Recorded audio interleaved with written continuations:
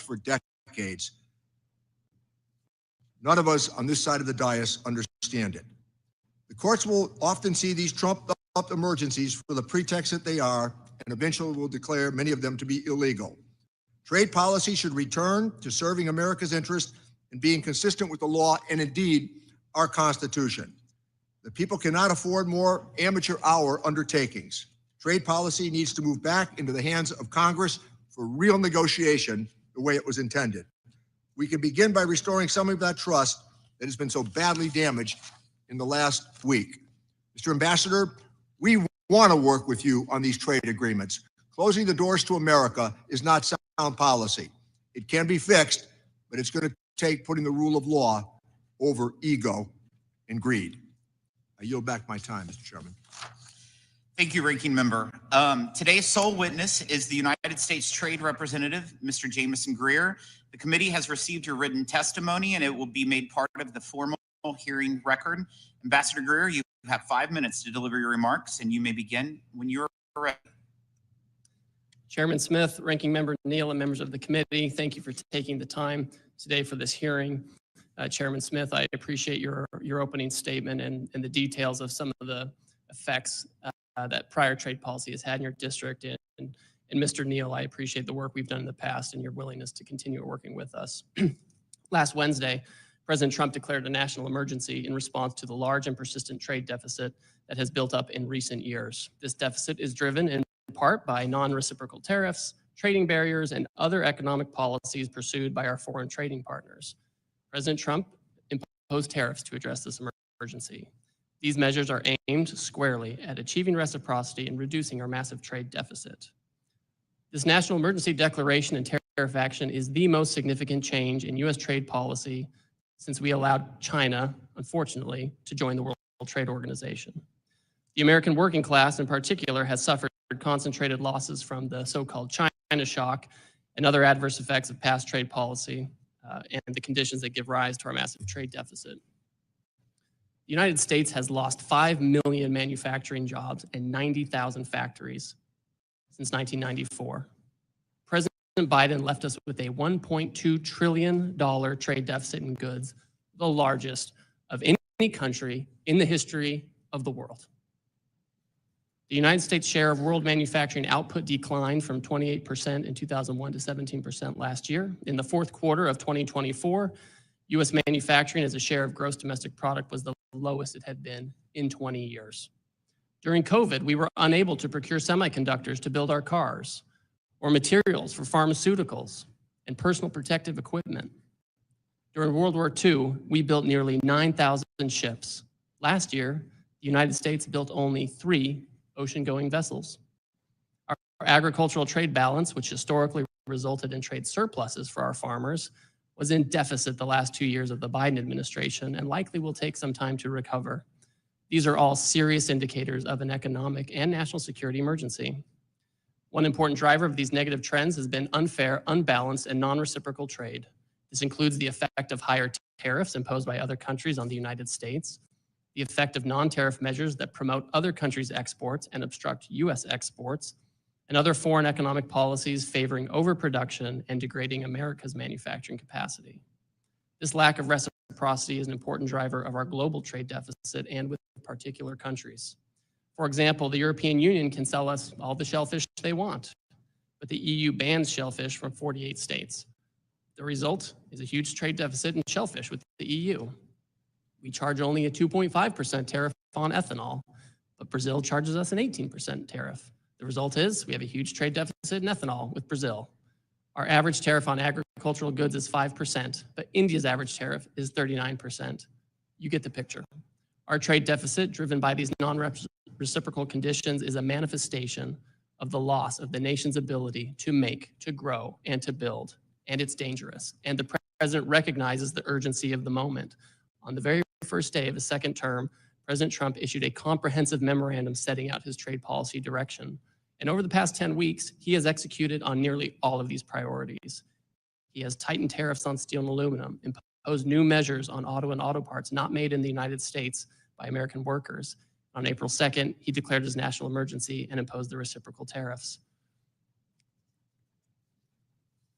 The president's strategy is already bearing fruit. Over the past few weeks, a planned layoff for an auto production shift in Tennessee has been suspended. That shift continues to operate. Another automaker is hiring additional employees and expanding overtime to increase auto production in the United States. Companies have announced $4 trillion in new investment in the United States. Nearly 50 countries have approached me to discuss the president's new trade policy and explore how to achieve reciprocity. Several of these countries, such as Argentina, Vietnam, and Israel, have suggested they will reduce their tariffs and non-tariff barriers. These obviously are welcome moves. Our large and persistent trade deficit has been over 30 years in the making, and it will not be resolved overnight, but all of this is certainly in the right direction. We must move away from an economy based solely on the financial sector and government spending, and we must become an economy based on producing real goods and services by American workers in our communities here. This adjustment may be challenging at times. This is a moment of drastic and overdue change, but I'm confident that the American people will rise to the occasion as they've done before. I trust them. I trust that they can do this. I appreciate this committee's interest in President Trump's trade agenda, though we may not agree on everything and may have some severe disagreements at times. It's my hope that our shared interest in doing what's right for the country will allow us to collaborate in the coming weeks and months. Thank you again for your time, and I look forward to our conversation. Thank you, Ambassador. We'll now proceed to the question and answer session. I'll start with the Vice Chair of our committee, Mr. Buchanan. Thank you, Ambassador. Thanks for being here. USMCA did an incredible job, and you had a good chance to get to know you there, and miss Bob Lighthizer as well in that process. But let me just say, being on the committee and being on trade for 10 or 14 years, where we always seem like we come up short everywhere, even with our friends. Like Japan, I like Japan. I do business. I've done business with Japan. Still do some business with my kids with Japan. But you look at the trade deficit, are monstrous, and you look at the number you just said, $1.2 trillion in terms of trade deficit. What are we going to do to change it? And I look back over 10, 12 years. Congress is dysfunctional as it relates to trade. We've done one trade deal. Maybe you might argue there was some supplements that were added. But we're not in the business. We're not engaged, and in terms of what's going forward. Now there's this discussion about doing some trade deals. What does that mean? What is that process? Because the process I went through on the couple of trade deals is onerous, and it takes time and effort, a lot of effort by a lot of people to get one deal done, let alone, trying to, say someone said there's 50 deals out there, people have an interest. What does that mean? And what's the process for that? So I guess I'm just tired as Americans losing. And like I said, I do business in Japan and other places, but I just hate to see we're always coming up short on most of these deals. And I look at our local area in Sarasota and Florida, in that region, and I look at tomatoes and vegetables, we're 600% surge, or 600% the surge on us. And we come up, and we've talked about that. We worked on that, last couple of 3-4 years, and it's there. Everywhere you look, we're short. And now here we are today. And where is this all going, the process? And what's your thoughts about how do we get, to me, idea of trade is at the end of the day, it's somewhat fair. Somewhat fair. It doesn't have to be perfect. Some countries, maybe you might give them a smaller country, work with them a little bit more. A lot of countries in Africa, it's one thing, try to give them some advantage. But these bigger countries, they're killing us. And they've been doing it on a long-term basis. So as the ambassador moving forward on trade, what's your thoughts? Well, Mr. Buchanan, thank you. I think that's the right way to be thinking about this. The president has stated very clearly over the last few days that he is open to negotiate with countries that actually want to pursue reciprocal trade and get their trade deficit down with us, or where we have a surplus, give us the market access that we should have, so we can treat them like they treat us, and that it's better treatment all around. That's certainly part of this. In the very near term, I can just tell you, yesterday I had a meeting with my counterparts from the EU, from Korea, from Ecuador, and Mexico. And that was after talking to the Senate for 4 hours in the morning. So there are a lot of countries who understand exactly what the problem is that the president has set out and are willing to talk to us and willing to negotiate. And so I think in the near term, there is an opportunity for these countries, if they want to have more reciprocal trade, to bring down their differential tariffs, bring down their non-tariff I'm going to run out of barriers. time. Let me Yes, sir. just ask you, is when you talk about these countries, and I heard there's 60, 80 of them, there's a lot of them that seem to have an interest, would want to do something. But what's your idea what that process is? I mean, like I said, it took 10 years to do one trade deal here. And what's your sense of what that process is going to be going forward to make that, if you get something negotiated, then what? Well, so for example, in the very long term, for countries that think they want a comprehensive trade agreement or something broader, that's a longer term conversation that we have with Congress. Some of that might require, congressional action, of course, and we would want to be very tied in with you. In the very near term, in terms of the reciprocal tariff, countries are coming in essentially with a paper, right, or with a letter that they've sent me. I mean, Vietnam's a good example where they've just said, here are areas where we think. Let me just say, because I got a few minutes. Yes, I agree. Hopefully that works out, but we do need to get back in the trade business in a serious way with the process that we have here in Congress, because this might work for some deals, but not all deals. We have to get serious about trade, and at the end of the day, it needs to be fair. It might be a little one way or the other, but if we're buying their stuff, they need to be buying our stuff. And that's very clear to me. And I just feel so frustrated because I've watched this show for 10 years and we get little done. It's not Democrat or Republicans. It's both parties. We don't take the initiative on these fronts. Thank you. I yield back. Thank you. Thank you. I recognize the ranking member, Mr. Neal. Thank you, Chairman. Mr. Ambassador, your predecessor, Bob Lighthizer, and Catherine Tai, the eventual USTR, worked with Congress on USMCA. We had priorities.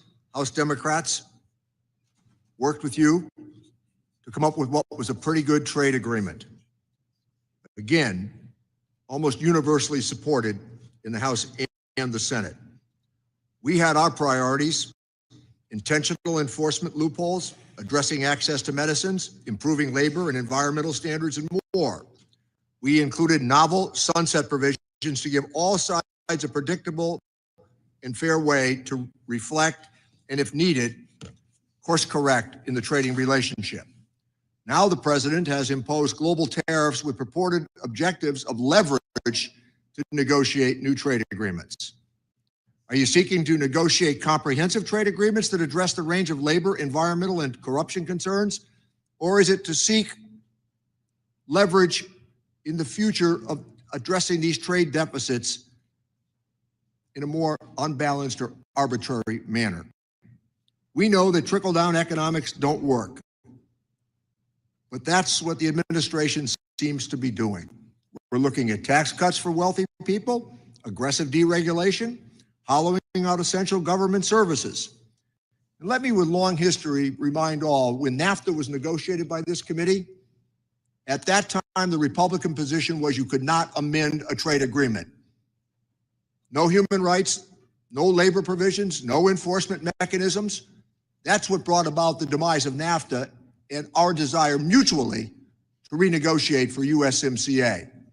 So this idea that this all started in January, on January 20th, is simply not true. These agreements are not going to be worth the paper they're written on if we can say, with a review of USMCA coming up next year, that we're going to impose these tariffs in an arbitrary manner right now, leading to layoffs and plant closures because of them. My office is being inundated with calls about people and their 401k plans. They don't know what to expect. Trillions of dollars of market value being lost even as we meet. I understand the desire to address the issue of trade imbalances. It's important for all of us. But some of the suggestions have been clearly exaggerated as we've gone forward, hyperbolic to be sure. We need to go back to what we did, Mr. Ambassador, with USMCA, with a real solid negotiation that led to a desirable outcome. With that, I yield back my time, Mr. Chairman. Thank you. The Trade Subcommittee Chairman, Mr. Smith. Thank you, Mr. Chairman. Thank you, Ambassador, for availing yourself here today on such important matters, and especially given the context, the broader context of timing I think I don't have to tell you these are important issues, and I am grateful for your service and certainly your intent and desire to move our country forward in many ways. I would say there's no such thing as stagnation in trade. We're either gaining ground or we're losing ground. And I think over the last 4 years, we lost a lot of ground. And during President Trump's first term, though, we made astounding progress through the negotiation of USMCA, the China Phase 1 agreement, U.S.-Japan trade agreement. These efforts unlocked new markets, strengthened supply chains, and empowered cooperation with important partners. Over the last 4 years, however, the Biden administration's trade agenda veered from slow walk to complacency to non-binding frameworks. Let me be very clear. The world was watching then, as it is now. It was watching as digital trade barriers, which disproportionately impact American companies, were built while USTR actively withdrew from digital trade negotiations at the WTO and in the Indo-Pacific. The world was also watching as a growing number of countries blocked market access for American agriculture with no scientific basis, and as the previous administration let negotiations with the UK and Kenya simply fade away. This was particularly concerning given Kenya stood to set an example for other AGOA beneficiaries which are capable of negotiating their own bilateral reciprocal agreements. Consumers, producers, manufacturers, service providers, and our partners expected more. I'm encouraged by the growing list of countries seeking trade negotiations with the United States, including the UK, India, Japan, and South Korea. I am encouraged to also have you as USTR leading these discussions.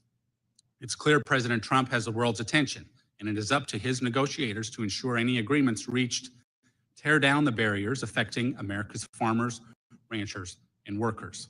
While I do not expect perfection in the short term, we must find common sense solutions which level the playing field for our exporters, ensuring they receive fair treatment we have offered foreign partners, often unreciprocated, for too long. Over the last few months, our Trade Subcommittee has clearly outlined its priorities for trade enforcement and negotiations, I might add in a bipartisan fashion, and I hope you will look to the subcommittee's work to inform your agenda moving forward. I expect strong collaboration between USTR and Congress to create durable change in our trading relationships. During President Trump's first term, he teed up the agreements with the United Kingdom and Kenya. I am eager for these agreements to be brought to fruition. Ambassador Greer, could you elaborate on your engagement with these countries, Kenya and UK? How would you say you are ensuring our partners understand what progress is needed? Thank you, Congressman. Over the past month, I've had a number of conversations with my counterpart in the United Kingdom. We've talked about non-tariff barriers in the UK. We've talked about ways to collaborate on technology. We've met frequently in person. We've had phone calls. We've had virtual meetings. And we've discussed how to move the relationship forward on an economic basis. I've certainly expressed my concern that UK has barriers, especially in the ag space, that are very important for us. So that's been made clear to them. But those discussions are on a good footing. With Kenya, I also had my counterpart, the trade minister from Kenya, in town last week, and we sat down in my office. We had a good talk, and he said that he wanted to engage with the United States.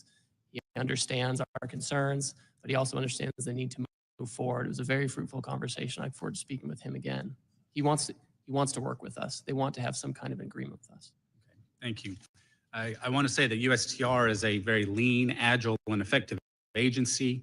Simultaneous negotiations with 50-plus countries would require significant bandwidth and expertise, as I'm sure you're aware. The chief IP negotiator, a role which has never been filled, and the chief ag negotiator are positions that Congress created in statute to ensure relevant issues important to the American people are addressed. When would you anticipate the president will nominate these positions to fill these positions? And in the meantime, how is USTR responding to the influx of requests and prioritizing negotiations? So, Congressman, we have a couple of my deputies who have already been announced, and they're doing their rounds on the Hill or about to. We have an ag negotiator and a second deputy who are pending announcements. We're very close on that, so we're happy about that. In the meantime, the nature of these negotiations, the other countries know what the trade barriers are that we're talking about, and we're moving very quickly. We're meeting every day with several, trade ministers from other countries. The crack staff at USTR is working very hard as well to put together what would make sense in terms of near-term agreements with respect to the reciprocal trade. Thank you. I think it's important to note that oftentimes, even if we have a trade agreement with a friendly country, for example, we still need to stay on top of these things, whether it's investor protections in Mexico or beef in Australia, with the expectation of a level playing field. So thank you again for being here. Look forward to the discussion. Thank you. Mr. Doggett. Thank you, Ambassador. I have a number of yes/no answers, and if you feel you cannot answer them yes or no, just say you cannot, and I'll move on to the next question. The first of these, yes or no, the Trump tariffs will soon be levied on pharmaceuticals from abroad. I'd like to discuss that in more detail with you, sir. Is that true or not? Well, the president, he wants to get manufacturing production back here, and so he's going to conduct an investigation to see what's appropriate in terms of tariffs. So he hasn't decided to impose them as he said he would last night at the Republican fundraiser. He said that he will impose them. Now what the extent of that is subject to an investigation. Reclaiming my time. A simple question, Ambassador. Yes or no, do you agree with the president's senior Trump trade advisor, Peter Navarro, that higher tariffs are tax cuts? Sir, I don't get involved in the tax discussions, but we know tariffs have a revenue effect for sure. You think tariffs are tax cuts? I think that tariffs are an imposition on foreign goods that can protect American workers and American products. And again, yes or no, do you agree with senior trade advisor Peter Navarro that as Americans watch their savings erode and the stock market losses approaching $7 trillion, that what Americans need is patience?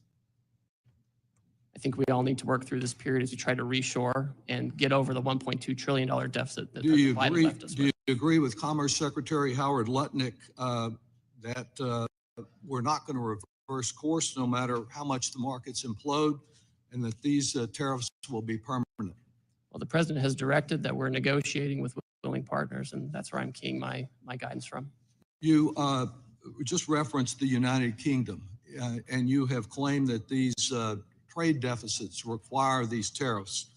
Is it correct that large Trump tariffs were imposed on imports from close allies like the United Kingdom and Australia, even though we have a sizable trade surplus with each of those allies?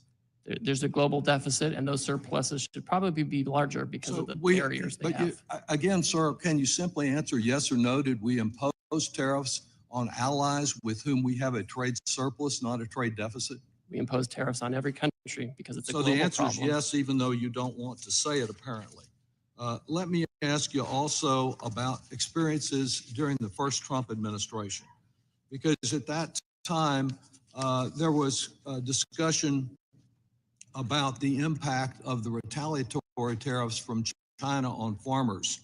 And as a result of that retaliation, there was a significant amount of farm welfare payments that were paid. We know this time that the tariffs and the retaliation are much broader, like the Chinese substituting Brazilian soybeans for American soybeans.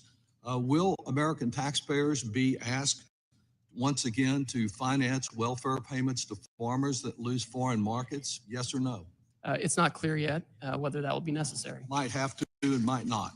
But similarly, last time there were concerns about the selective nature and the exceptions that were made to these tariffs. And it seems that those who hired Republican contributors, lobby firms, did much better on exceptions. The whole exception process was criticized by the Government Accountability Office. Can I be assured that if one of my businesses hires a Republican lobbyist and contributor who can get a table down at Mar-a-Lago, that they will not get an exception to these tariffs or an exclusion? There are no exceptions or exclusions to this program for the president. All right.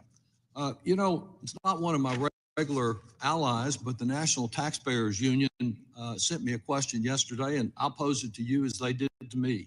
They note that the United States has run trade deficits for 48 straight years, during which time the U.S. economy has grown by 255% in real terms, that these decades of trade deficits have corresponded with increases in American wealth and household incomes that far exceed the progress in Canada, China, and the European Union.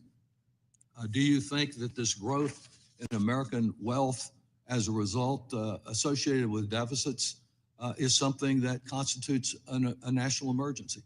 The giant and massive persistent trade deficit that Biden left us with is an emergency. It's not like the small deficits from the 60s when we had auto workers here making production. We've offshored all this stuff, Mr. Doggett, and we are really in an emergency situation. And we're not passing the buck. We seem to have done much better than in the Gilded Age, which the president prefers.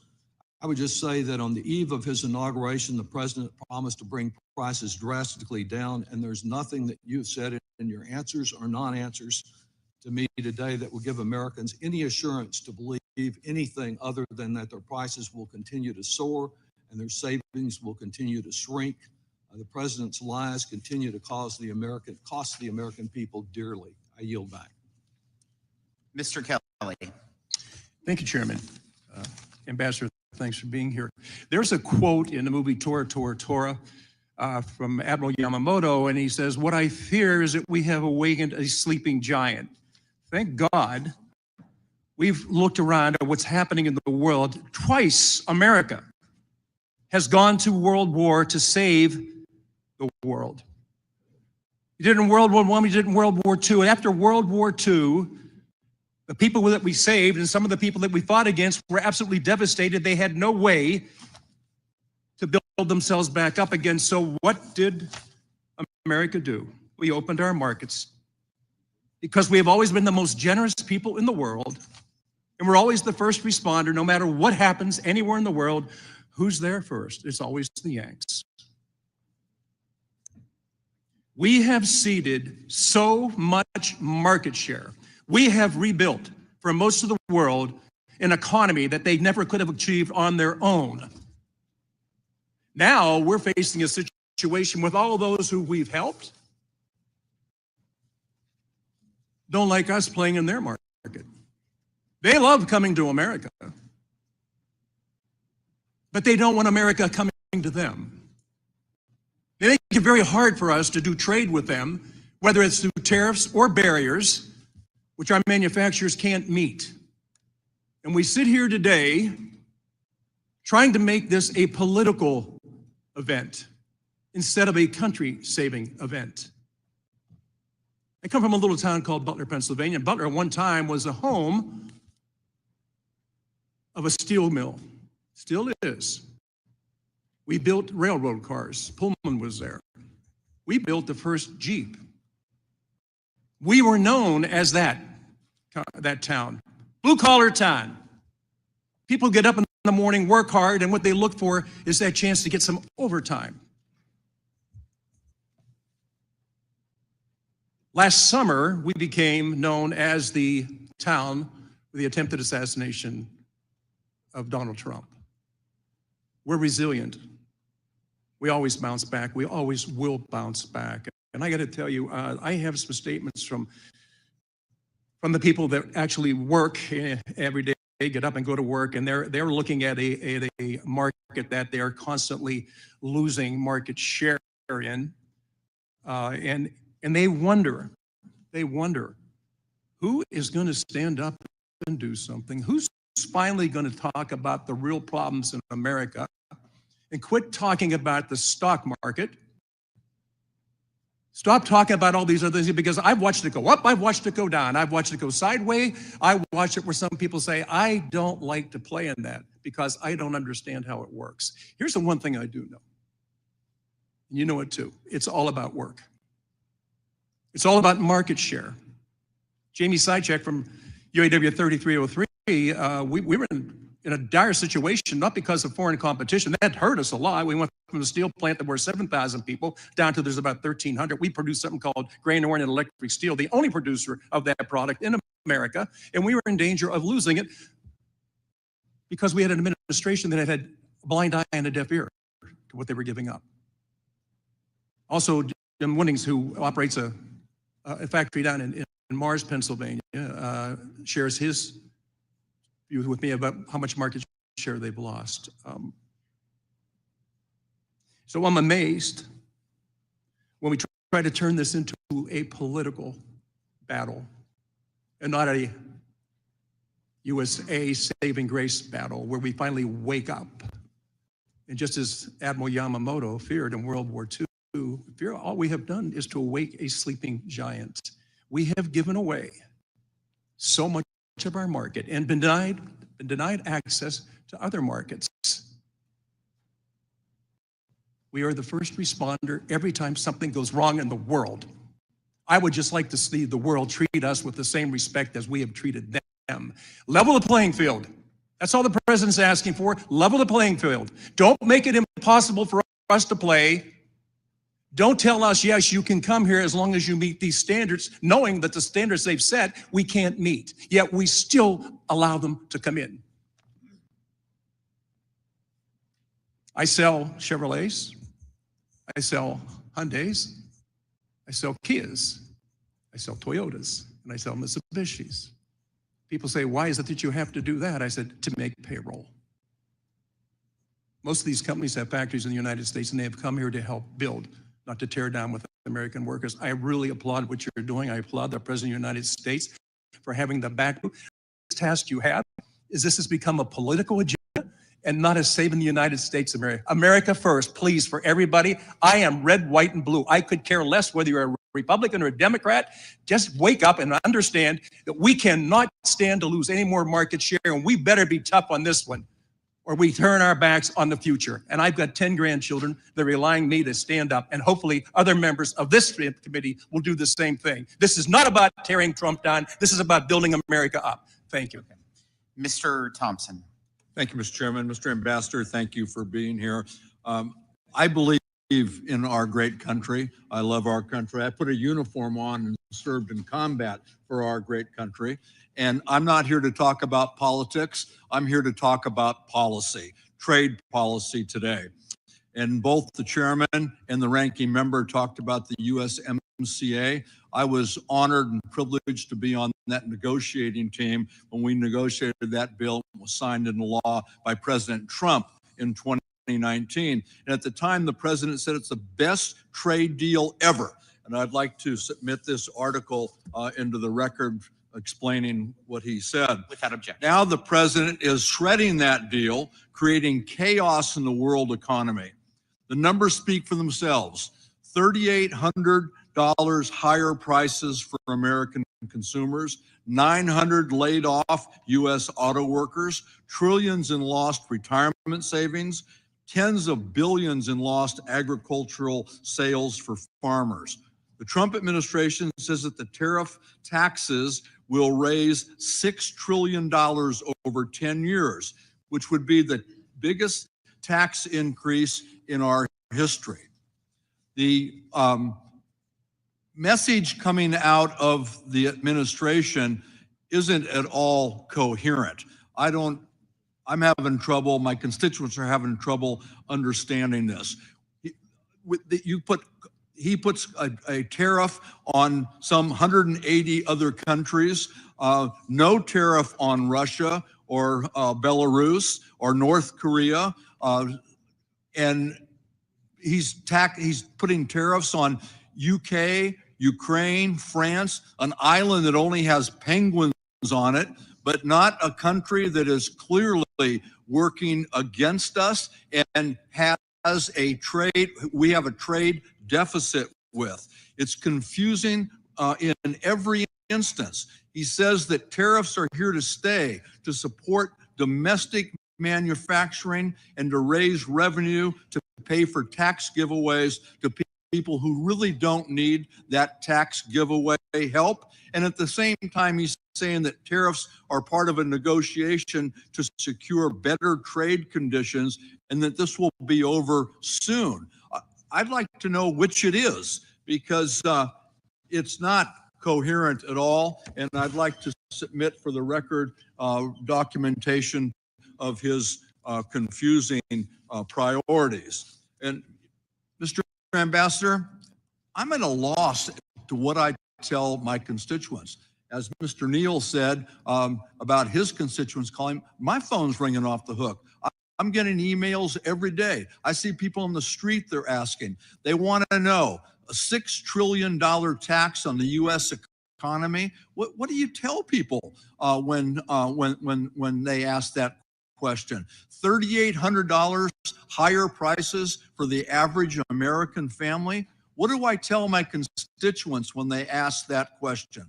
The major agriculture, I have an ag district. My major agricultural producer just lost all access to the #1 foreign market to which they export their product. Not only has Canada closed the market, Canada has taken every U.S. product that my constituents send there off the shelves and off their web pages.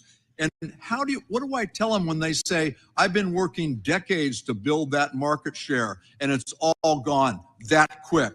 What do you tell them? What do I tell my constituents who say, I have a container that it's already paid for of products coming in, and I will not be able to afford the tariff when that container lands? What do I tell my constituents who say we've lost trillions of dollars in our 401ks?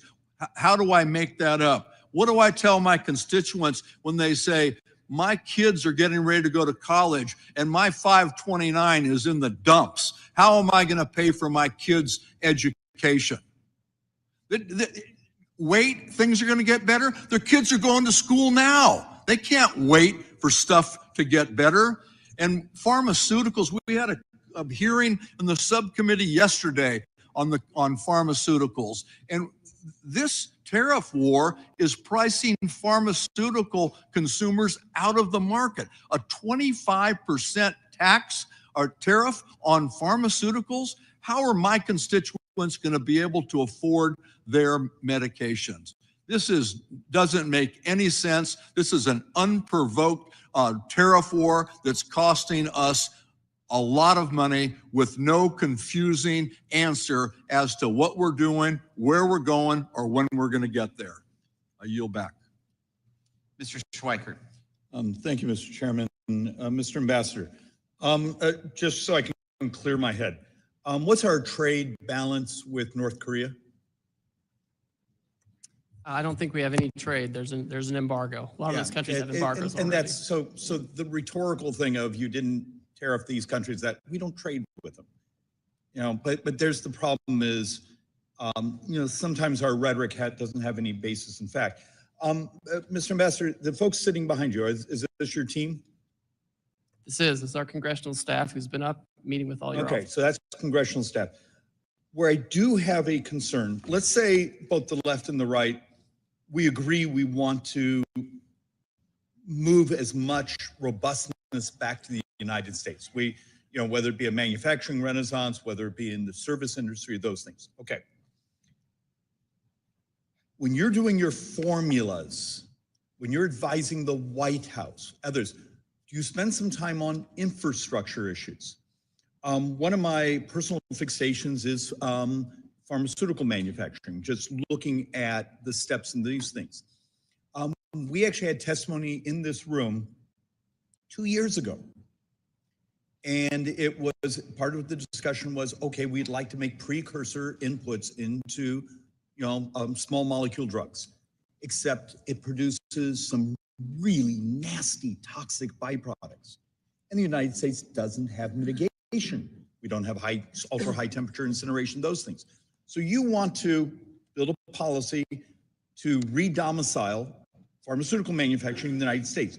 Do you, with your staff, say, oh, but guys, we don't have the infrastructure mechanics to deal with the byproducts, the EPA permitting process to actually get the permits?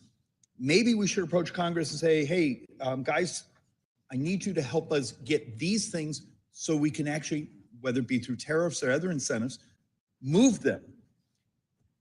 Do you spend time analyzing the infrastructure realities we have to actually be able to produce these products? So yes, Congressman, absolutely. And when we talk about trade policy, which is in the news today because of the president's recent action, we're also talking about favorable tax policy, which is important for pharmaceutical production. We talk about permitting and environmental policy. All of these things go together. That's why President Trump had such a successful first term in terms of the economy, because all of it moved together, and we talk about that. So what's happened in the last week? Would I find that somewhere? Look, in many ways, I'm finding myself, I support the ultimate goal.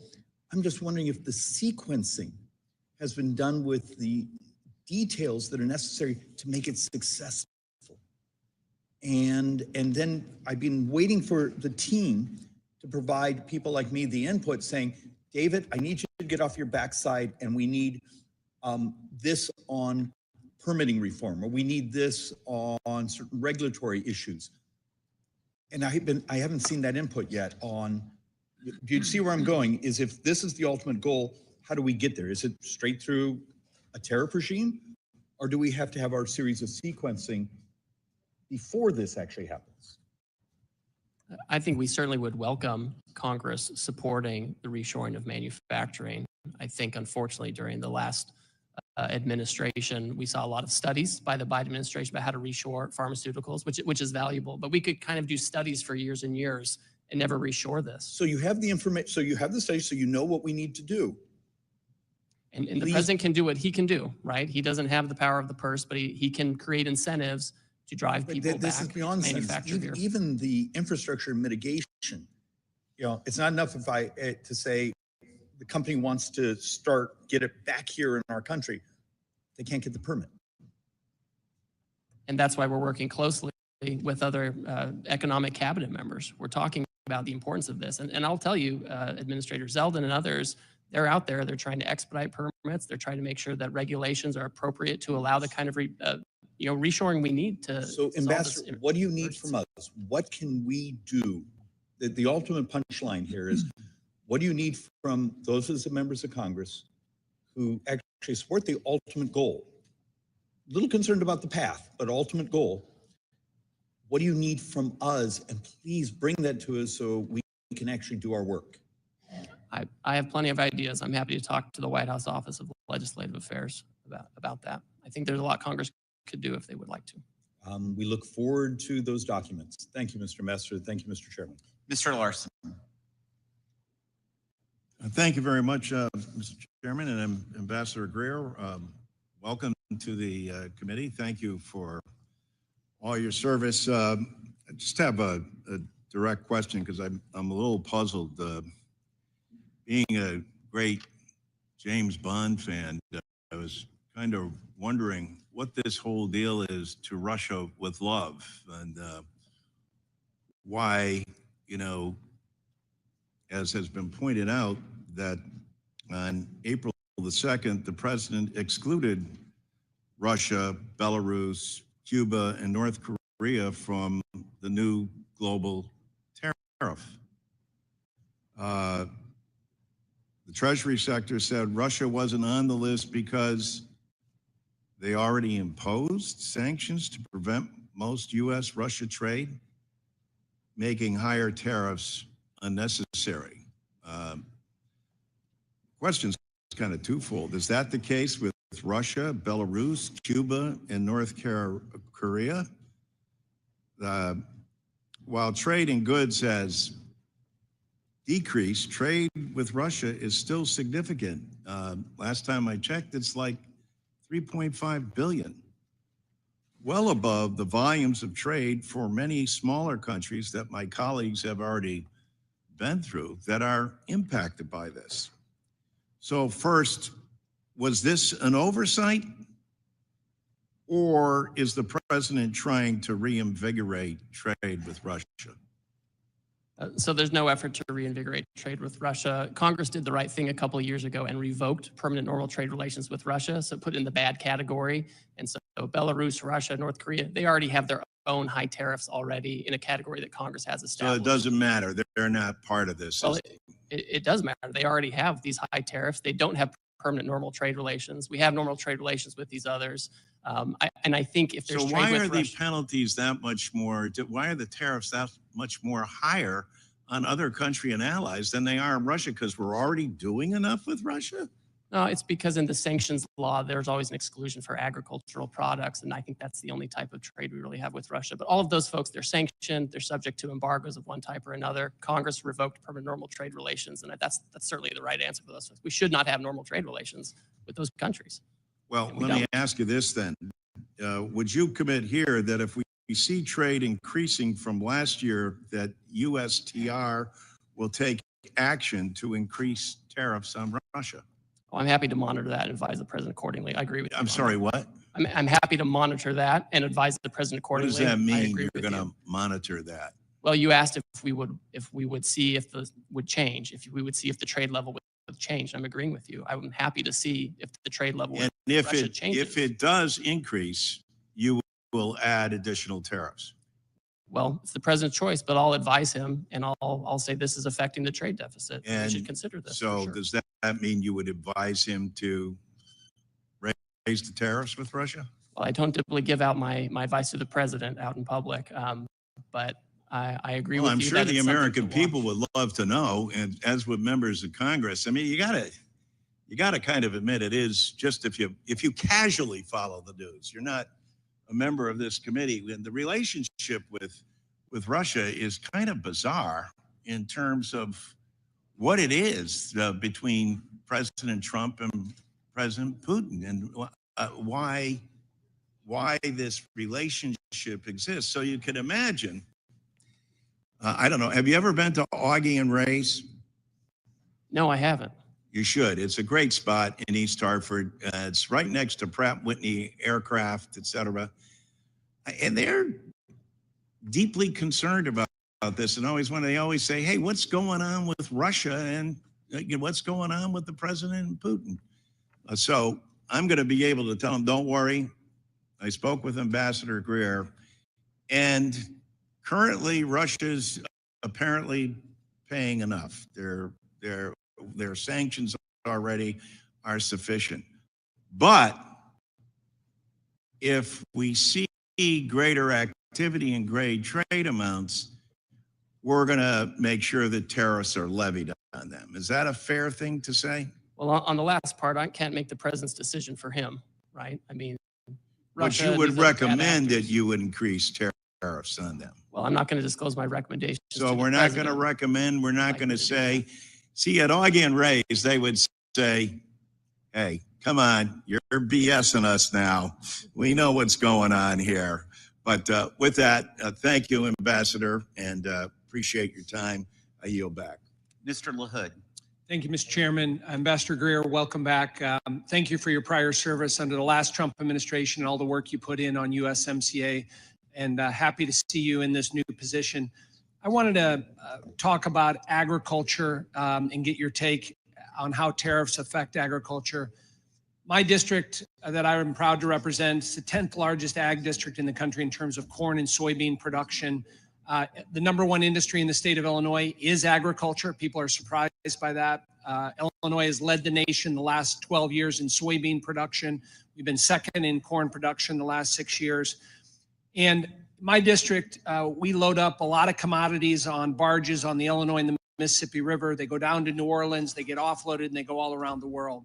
About 40% of the corn and soybeans in my district, again, go to places all across the globe. And so markets and customers are very, very important.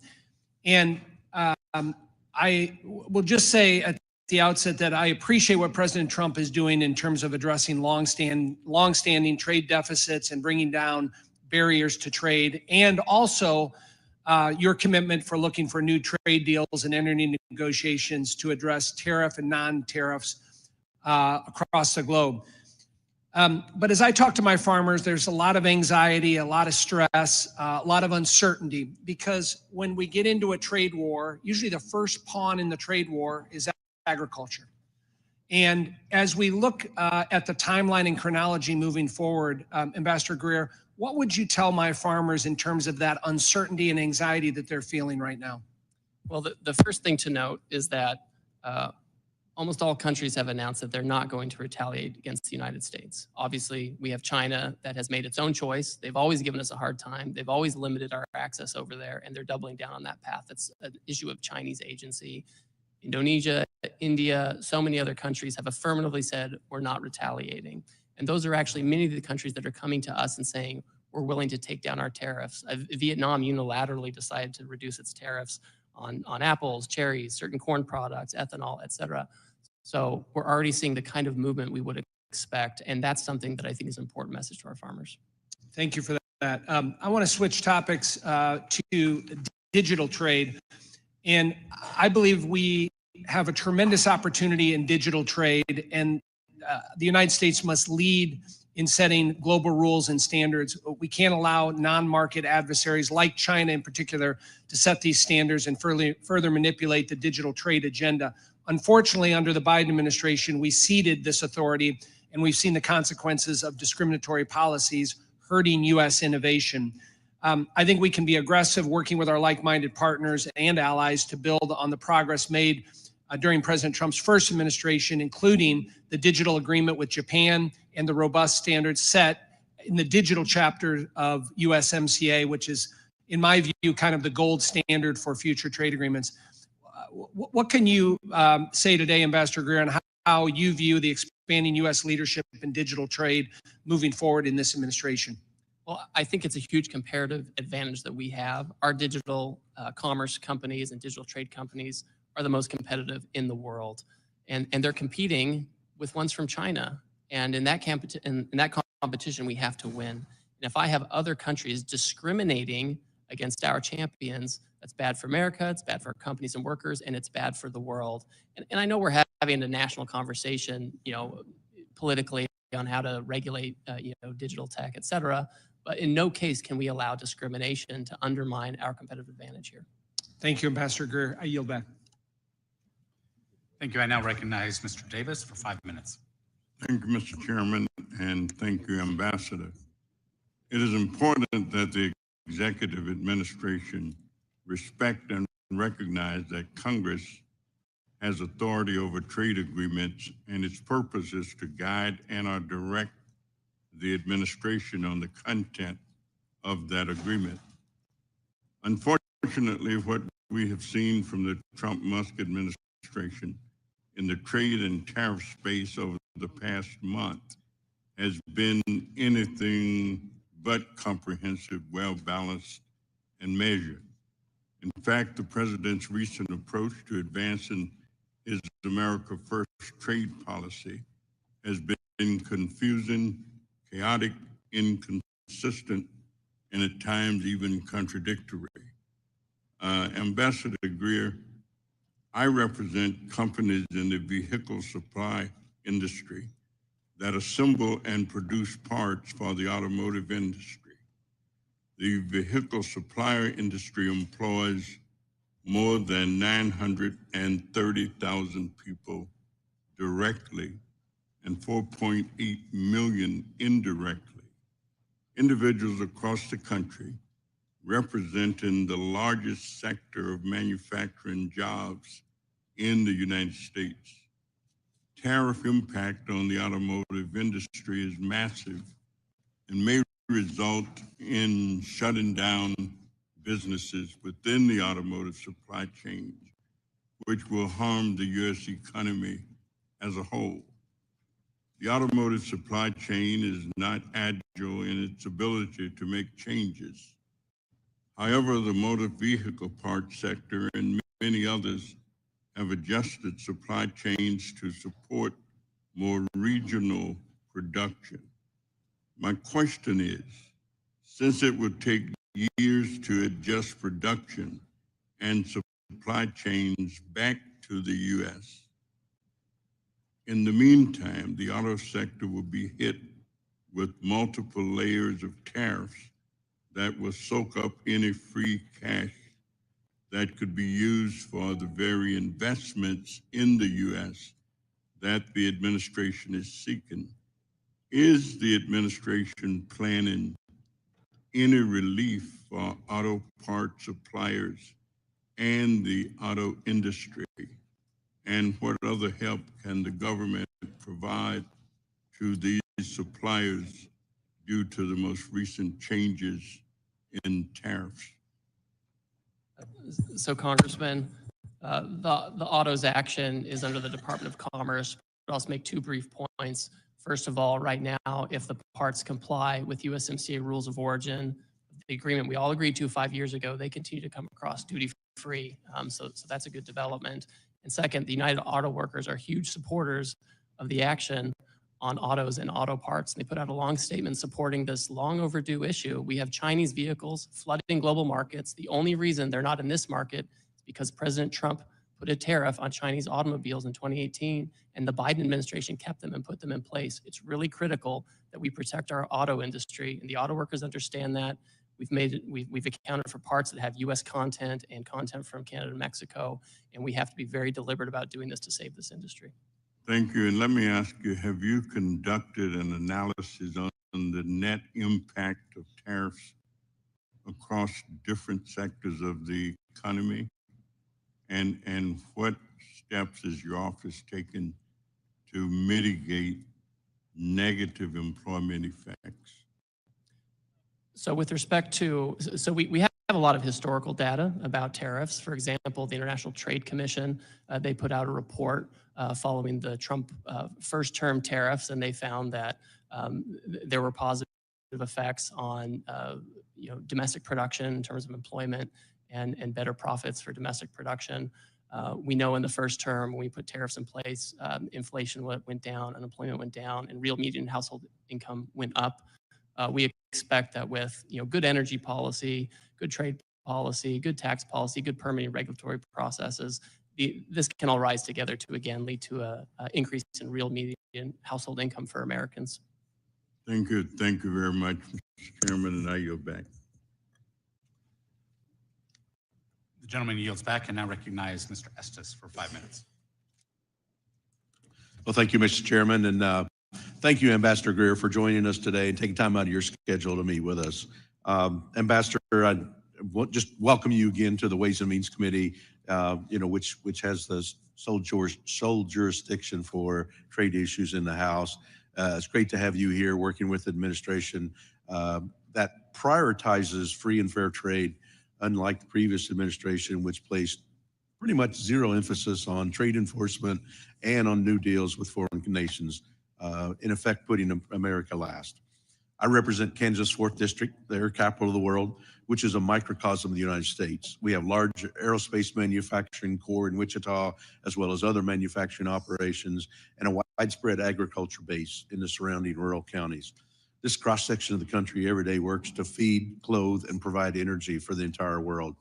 Additionally, skilled workers manufacture airplanes and aerospace components, build computer instruments that power our devices, and it's an understatement to say that our district benefits from free and fair trade, because when Kansas compete on an even term, we win.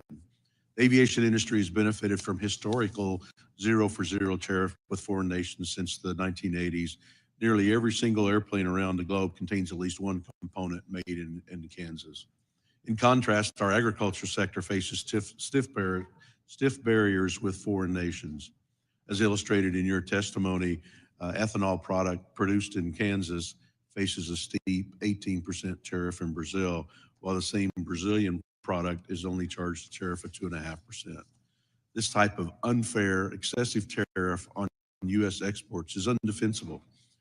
Because of this, I support the administration's efforts to reduce the tariff barrier placed on U.S. products by foreign competitors, and I'm pleased to see the number of countries, 70 plus or so, that have mentioned that they want to make a deal. I'd also like to discuss some non-tariff barriers that functionally disadvantage the U.S. in comparison to our trading partners. I've been a vocal opponent of digital services taxes, DSTs. These extraterritorial taxes enacted by many countries, including France, Canada, and UK, are highly targeted on U.S. businesses and innovators. Many of my colleagues agree that DSTs are a revenue grab by countries that restrict technology, innovation, and envy American companies that are successful in this space. Additionally, in the recently released 2025 National Trade Estimate Report on Foreign Trade Barriers, I was pleased to see the USTR include Germany's extraterritorial assertion of retroactive taxes known as the Section 49. This law has been dormant for the past 100 years, but disproportionately targets U.S. businesses. These examples aren't from our adversaries, they're from our friends. And these are just a few examples of why it's so important to level the playing field and open markets for American manufacturers and producers, the very effort that you're trying to put in right now. Regarding Germany's Section 49, I believe reaching a resolution on this issue is important. In consulting with the Treasury and the IRS, it's my understanding that they've engaged with some affected taxpayers and German officials on this issue, but it's yet to be resolved. What's your strategy in terms of working on this issue with Germany, and will you work with me and my staff and the committee as we pursue a resolution for this issue? First of all, I always like talking to you, Congressman, because as you know, I lived in Wichita for 2.5 years and served at the Air Base when I was in the Air Force and had a child born there. So we have a nice connection there. I will work with Secretary Bessent on this issue with Section 49. I've had some good interactions with my German counterpart in the past couple of weeks, and we're happy to work with you on this to see what the best way forward is. Yep. Well, thank you. And I know some of that crosses over, as you mentioned, with Treasury Secretary and the issues there. And there's so many things moving on in your direct sphere of influence with all activities trying to make sure that there's free and fair trade for American companies and American competitors. And I just applaud your efforts in helping make putting America first in these efforts. And thank you. And I yield back. Thank you. The gentleman yields. I now recognize Ms. Sanchez for 5 minutes. Thank you. As the ranking member of this committee's trade subcommittee, I want to say a few words about President Trump's latest scheme, his so-called reciprocal tariffs. Let's start by making one thing perfectly clear. These tariffs are not reciprocal. But don't just take my word for it. According to the Wall Street Journal, the president's tariff scheme is not reciprocal, nor is it based on measuring foreign trade barriers. Before getting into Trump's latest scheme, I just want to note that I recently returned from a NATO bureau meeting, and I witnessed firsthand how President Trump's chaotic trade decisions have damaged our global leadership with our allies. And it's appalling to see how Trump is treating our friends and allies compared to how he's treating our adversaries. It was mentioned that under this tariff scheme of Trump's, Russia gets a free pass, while our allies, including those who stood with us after the terrorist attacks of 9/11, are hit with increasing tariffs. Russia's tariff rate is 35%, and we have hit our trading partners with far higher tariffs. It's sad to say that our NATO allies don't trust us anymore. So his scheme isn't just damaging our economy, it's actually undermining our longstanding security partnerships around the world. And in addition to undermining our relationships with our allies, Trump's scheme imposes randomly high tariffs on numerous countries, including our FTA partners. For instance, under the Korea-US Free Trade Agreement, Korea eliminated tariffs on most goods from the United States. Last year, Korea's effective tax rate for goods imported from the United States was less than 1%, yet Trump has imposed a 25% tariff on South Korea. Trump repeatedly insisted that he wanted to impose the same tariffs on other countries as they impose on us. And I want to read a quote from the president, quoting him, "On trade, I have decided for purposes of fairness that I will charge a reciprocal tariff, meaning whatever countries charge the United States of America, we will charge them no more and no less." But as we now know, that is not true. That is completely false. And because it isn't true, the Trump administration came up with a fake formula to justify this tariff scheme.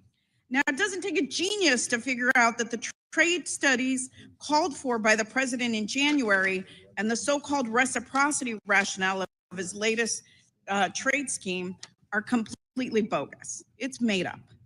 To understand why Trump is pursuing this crazy scheme, you need to understand his MO. First, he threatens a huge tariff. Second, he tries to use those tariffs as leverage to extort countries, many of them are allies.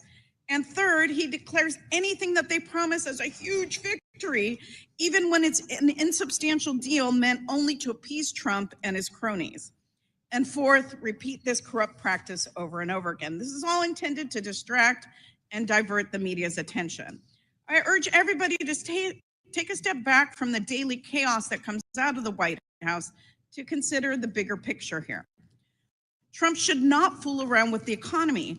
American families should not be forced to pay higher prices to fund tax cuts for the rich, which leads me to suspect that these tariffs are not temporary in nature because they need the revenue to give tax cuts to the wealthy. Trump shouldn't fool around with workers. Workers aren't pawns.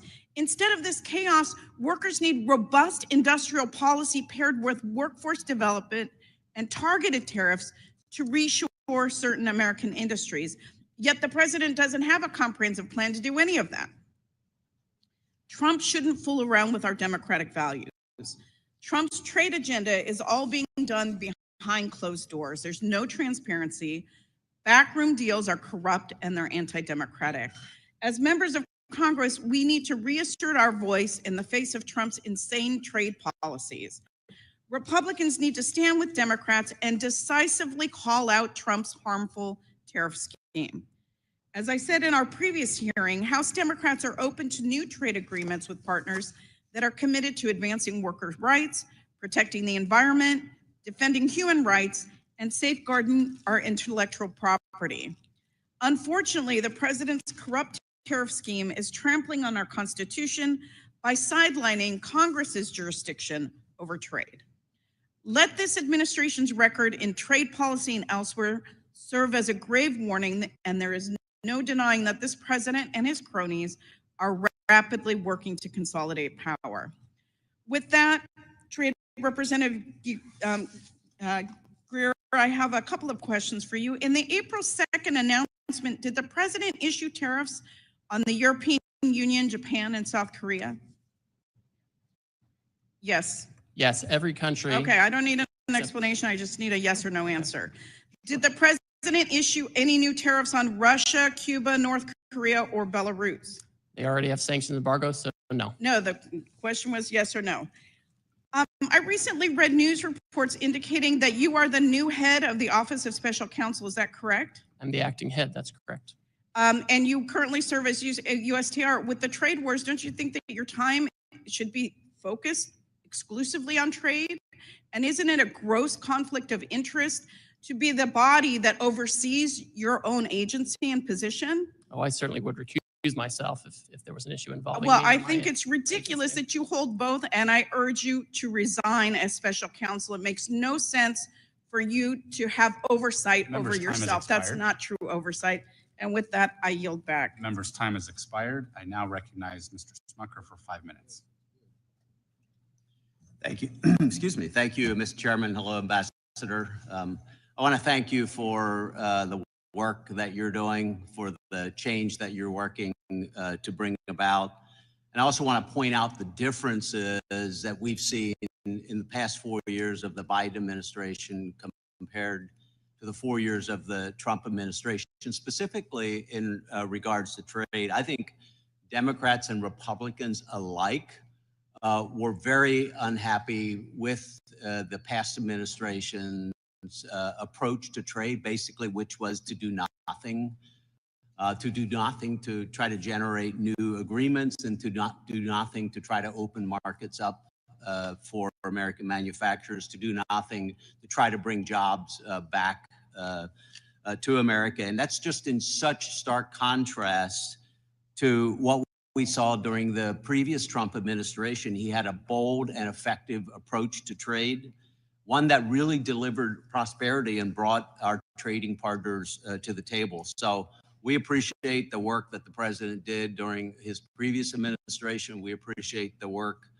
that he's doing and that you're doing on trade. It's a refreshing change to what we've seen over the past 4 years. And we trust the president to get this right again. We believe that we're seeing already the impact when you have tens, I don't know how many we're up to now, but countries coming to the table that have for a long time had tariffs in place for our goods, but we weren't doing the same. And so the idea of reciprocal trade, I think, is a great one that I can tell you the American people in my district, business owners in my district, very much support, and they support the goals of this administration to bring back manufacturing jobs to the country, to bring back that investment in the country, and then to open up markets to our great American businesses. So I will also say this, many of those business owners who love what the president is trying to accomplish are feeling a little consternation. They're concerned about what this, how we're going to achieve what the intent is here. They still believe in what the president is doing, as I think every, at least Republican member here, agrees with that. But I just want to give you an opportunity, if you don't mind, to just sort of expand maybe on some of the things that you've said previously, but with that sort of audience in mind. What would you say to, for instance, a copper manufacturer in my district who you and I have spoken about previously, but this is impacting their business in a big way? And what would you say to other businesses who are in a similar situation? And maybe if you could just paint a picture of what success will look like here, again, in the context of the successes that we've seen with USMCA, negotiated under previous administration, all that, but take us out a few months, take us out a few years. What is the end goal here? We think, I think I know what that is, but I'd love to give you a chance just to expand on that. What will success look like? How will that help every American business? Thank you. Thank you, Congressman. I think we'll find that American businesses are much more competitive when they have open markets overseas. People talk about the high cost of doing business in America and manufacturing in America and growing in America. But when we cannot access foreign markets, or we face barriers overseas, and not just tariffs, but also all the non-tariff barriers that we've outlined in this 400-page book, that increased costs. And it makes it difficult to be competitive globally and even domestically. At the same time, we have foreign producers who receive subsidies. They have countries where economic policies depress domestic demand. They make more stuff than they can consume. They send it here. And so I think what we're going to see in the near term, we're going to see a handful of partners who open their markets more to us, and it makes it much easier and much more competitive economically to have manufacturing here, to grow products here, to process them here, and export them to the rest of the world. So it's a virtuous cycle that you create when you create a situation where you have open markets, you create broader economic policies, whether it's good tax policy, good energy policy, to give you the tailwind you need. We have to reshore manufacturing. This is the important way to do it. We can have tariff protection as we get rid of the trade deficit, reshore manufacturing, and as other countries open their markets, they can potentially have a different arrangement that helps us as we try to have reciprocal trade and get rid of the deficit and get back to being a producing economy. That's where we need to be. Well, thank you again for your work. I'm out of time, but appreciate your work, and we're with you. Thanks. Thank you. I now recognize Ms. Sewell for 5 minutes. Thank you, Mr. Chairman. Welcome, Ambassador.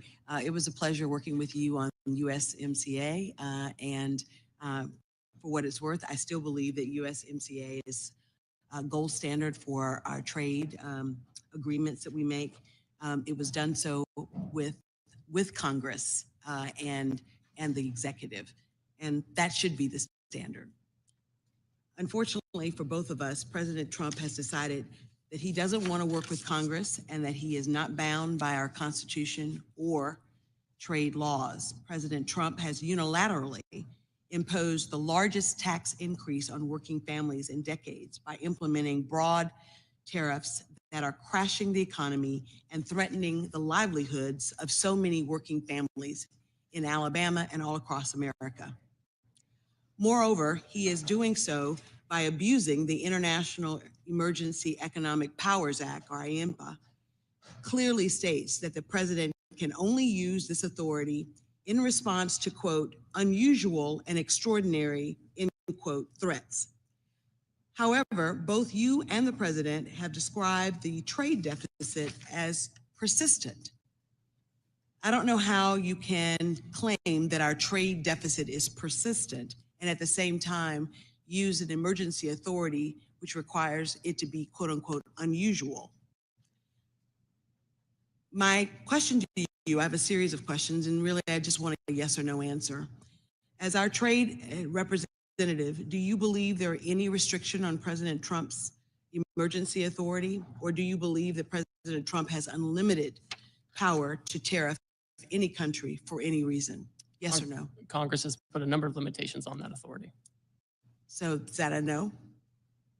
It is not unlimited. It's not unlimited. Did President Trump ask you, or do you believe that using the emergency authority for this purpose of trade deficit is legal? Of course it's legal, yes. Do you believe Congress has any role in providing oversight of this administration's implementation of tariffs? Certainly, that's why I'm here today. Many of us on this committee have serious concerns that foreign nations will be pressured into negotiating as a result of this. And those negotiations could also extend to them purchasing the Bitcoin with the president's name and face on it. That would be illegal, right? I have never looked into Bitcoin purchases by foreign countries. Reclaiming my time. With this, are tariffs regressive or are they progressive tax?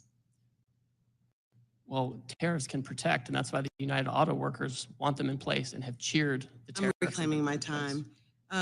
Who spends a higher portion of their income on goods, the wealthy or working class? I think the more wealthy have a higher percentage of consumption overall in the United States. Well, according to the Tax Foundation, a conservative entity,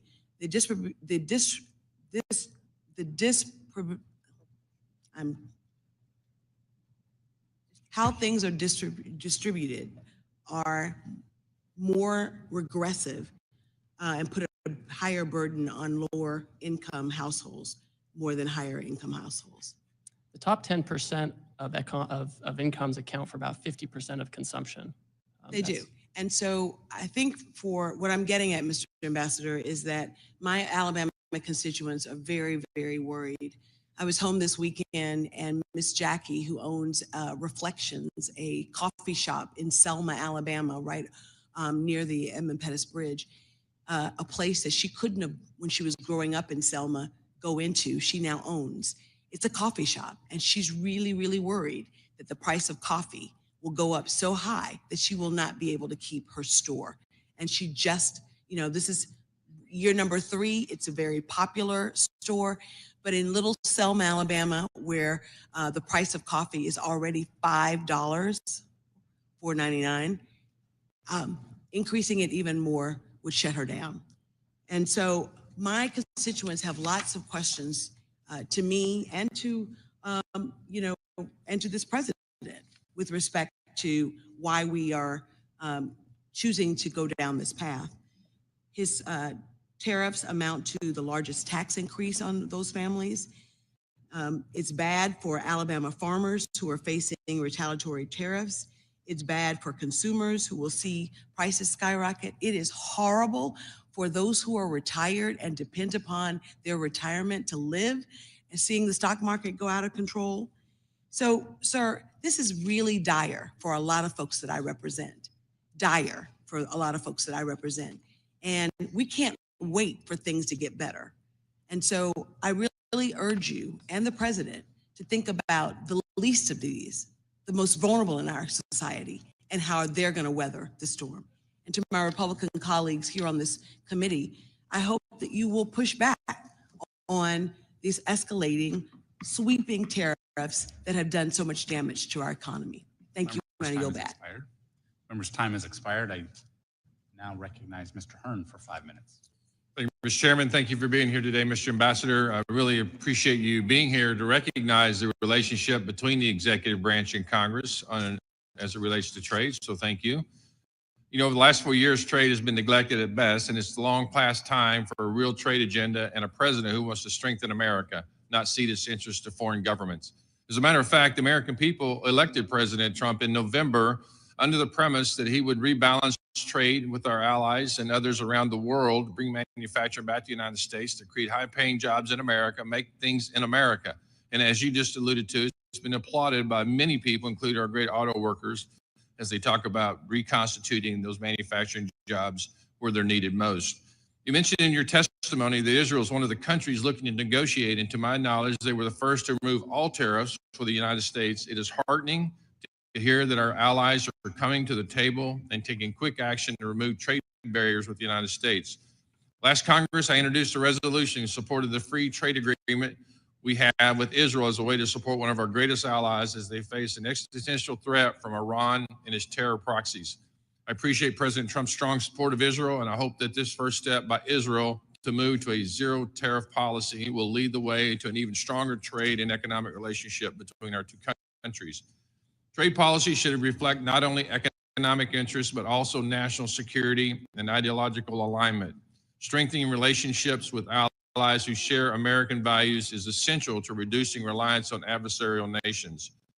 Mr. Ambassador, how can we ensure our trade policies prioritize strategic allies like Israel and Taiwan who share American values and are willing to join us in enacting common policies to counter our adversaries? Thank you, Congressman. I'm happy to report that Sunday night I had a meeting with Prime Minister Netanyahu about this very issue.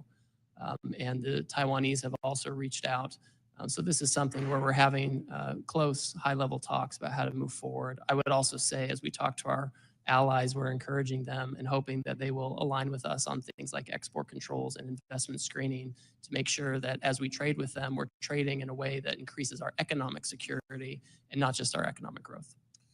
We know calculations are going on and into the reciprocal tariffs, include more than just tariffs other countries place on the United States. And as you're undergoing negotiation with our allies, is the president and your office taking into consideration things like export controls, as you just mentioned, foreign military sales, foreign direct investment as it relates to their relationship with the United States?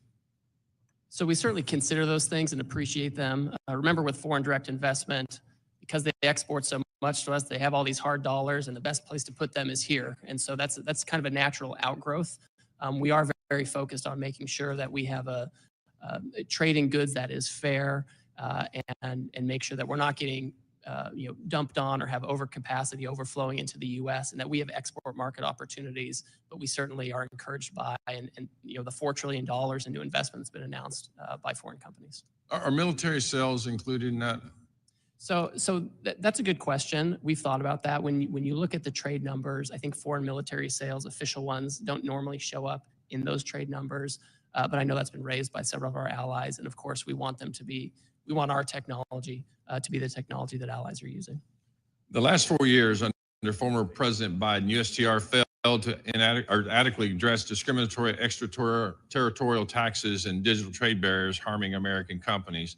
Last year, I raised concerns with Ambassador Tai when USTR failed to include digital trade barriers in the 2024 National Trade Estimate, the NTE, report on foreign trade barriers. The internet and digital technologies have revolutionized commerce, enabling businesses of all sizes to access global markets and consumers like never before. However, this potential is being undermined by the rise of digital trade barriers imposed by some of our trading partners. Those barriers come in various forms, from data localization requirements to discriminatory regulations and censorship measures. That not only stifles innovation and economic growth, but also undermines the competitiveness of American business in the digital age. In 2023, the U.S. exports of digitally enabled services accounted for 64% of all U.S. exports, and the U.S. had nearly $300 billion in digital trade surplus. Will you make it a priority to, unlike the last administration, to address this digital trade barrier? Yes, we're focused on this. We're not political or choosing sectors we like or don't like. And we've recorded in the trade estimate this year different digital trade barriers. Obviously, Congress is going to regulate and decide how we're going to manage digital trade, competition, those kinds of things. But we just can't have discrimination And I won't accept that by our foreign trading partners, especially in this area where we're so competitive. I want to thank you again for coming here and appreciate you answering everyone's question. Again, it shows the understanding of the relationship between the executive branch and Congress as it relates to trade. Thank you again. Appreciate it. I yield back. Ms. Del Bene. Thank you, Mr. Chairman. Thank you, Mr. Ambassador, for being with us today. Tax day came early this year, came on April 2nd, since Trump's sweeping tariffs are raising prices for American families by $4,600 this year, according to the latest estimates. It keeps going up. Families are struggling, businesses are panicking. I talked to a business in my district that talked about being tariffed out of business. We have businesses who have a lot of export, who manufacture right here in the US and export, who are losing business. Even Republicans are beginning to break with the president. We've seen several joint bills that would make clear that the president does not have the ability to single-handedly impose sweeping tariffs. The real question we're all wondering is, how do we get out of this mess that Trump has created? Chairman Smith recently said he hopes that the Trump tariffs will give USTR leverage to negotiate new trade deals. But Ambassador, how can any country trust the US enough to make a trade deal? Given that Trump has thrown out existing trade deals like Australia or South Korea, or even USMCA, which he negotiated and Congress enacted, how are people going to trust us when arbitrarily these deals are being thrown out? Congresswoman, thank you. The United States remains the consumer market of choice for everybody. And I hear some of these Wall Street analysts, predicting, imminent catastrophe. And that's just, when we look back at Trump 1, we put tariffs on China and we reinvigorated NAFTA to be USMCA. We saw real household medium income go up. We saw inflation go down, unemployment go down. And the countries are coming to us every day. We're having several meetings with them every day to do these deals. So they're not showing hesitance. It's quite the opposite. But if we have a deal that's being blown up, then you can say you're negotiating a deal. 2 seconds later, you can throw it out. What kind of deal is that? Are these deals that you're supposedly negotiating, are they going to come to Congress for a vote like USMCA did? These are deals. So first of all, if we did a comprehensive free trade agreement, of course we would come to Congress, et cetera, and we will certainly keep Congress up to speed on any kind of deal that you do. Are you going to bring that to Congress for a vote? We'll do what the law requires. Some of it's consultation, some requires a vote. So we'll follow the law on that front. But the countries are coming, right? If they were hesitant, they wouldn't be knocking down. But I don't understand what the countries are coming to do. You put tariffs in place, sweeping tariffs with no specifics in terms of what the goals are, no plans. And then you say countries are coming to what? To individually negotiate with President Trump, and it's his whim what's acceptable or not acceptable? So for example, I get a letter from the Vietnamese, which I received recently, and it outlined a number of tariff lines where they want to reduce their tariffs and non-tariff barriers that they want to remove. And they want to engage with us on reciprocal trade. But what are the objectives of the negotiation? You didn't lay those out. The plan, there's no plan that was laid out by the president. I've seen no plan from USTR on what the goal of the tariffs are. We're damaging companies. We've thrown out existing trade deals that we already have. And now you say there's a negotiation with no clear goal what that negotiation is, or whether or not Congress is going to have a vote on a potential deal? So we have a 20-page order laying out the basis for the order and the emergency we're facing, which is the trade deficit that President Biden left us with, the offshoring that it represents, the non-tariff barriers that it represents, and we're looking to eliminate that. And a tariff is a way to do that. And if a country has an alternative method that they think will help us meet those goals, we're happy to entertain. Can we talk about the emergency powers of the emergency power statute that Trump invoked, IEPA, to impose his tariff? It states the president in every possible instance shall consult with Congress before exercising any powers. That didn't happen. Our staff came, our USTR staff came up to Congress and did consult. I've had with who? With what members? With what members of Congress did you consult with? I'm a member of the Ways and Means Committee. I'm a member of the Trade Subcommittee. I called both the chairman and the ranking member. the day before, the morning of. So my if you staff talk came to, up and briefed. if you call my to, how jurisdiction. could you consult with folks when there wasn't even a deal that was proposed? In fact, it wasn't till April 2nd when the tariffs were put in place. No one even knew what exactly was going to happen. There was nothing to consult on. So how did that consultation take place? I had a phone call with Chairman Smith and Ranking Member Neal. About a non-existent deal. Well, I told them about the IEPA action that was coming, and I sent my staff up here to brief the committee staff as well. I argue now we did not have that consultation. Here we are. There was no plan in place. There's no plan in place going forward.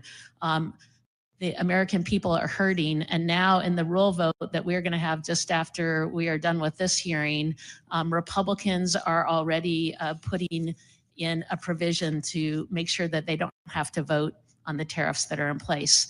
Congress should have a role here. It's terrible that my colleagues on the other side of the aisle aren't willing to have a vote too. Thank you, Mr. Chairman. I yield back. Ms. Miller. Thank you, Chairman Smith. Welcome, Mr. Ambassador. Thank you for being here. It's my opinion that part of the reason President Trump has taken such drastic action on trade is due to the fact that there was no trade agenda under the Biden administration. And I didn't hear any sniping from the other side about that. The past administration's failure to engage in meaningful conversations with our trade partners opened the door for countries to run afoul of the World Trade Organization tariff agreements and to impose excessive non-tariff barriers. These countries have had no incentive to negotiate, and they've been massively benefiting from the system as it is. For example, in my state, the hardwood companies have been pummeled by China, dumping their hardwood in the American market. China gained at our expense while we were asleep at the wheel. Thankfully, that is not the policy of the United States today. Due to President Trump's swift action, more than 70 countries are knocking down our door, ready to negotiate a trade deal. Today, I want to focus on the future of our trade agenda. Looking to the very near future, the administration is required by statute to undertake the United States-Mexico-Canada Agreement review process in 2026. I can't understate the importance of the USMCA to my constituents. The growth in the manufacturing sector, spurred on by our cooperation with Canada and Mexico, has helped sustain thousands of jobs in my district.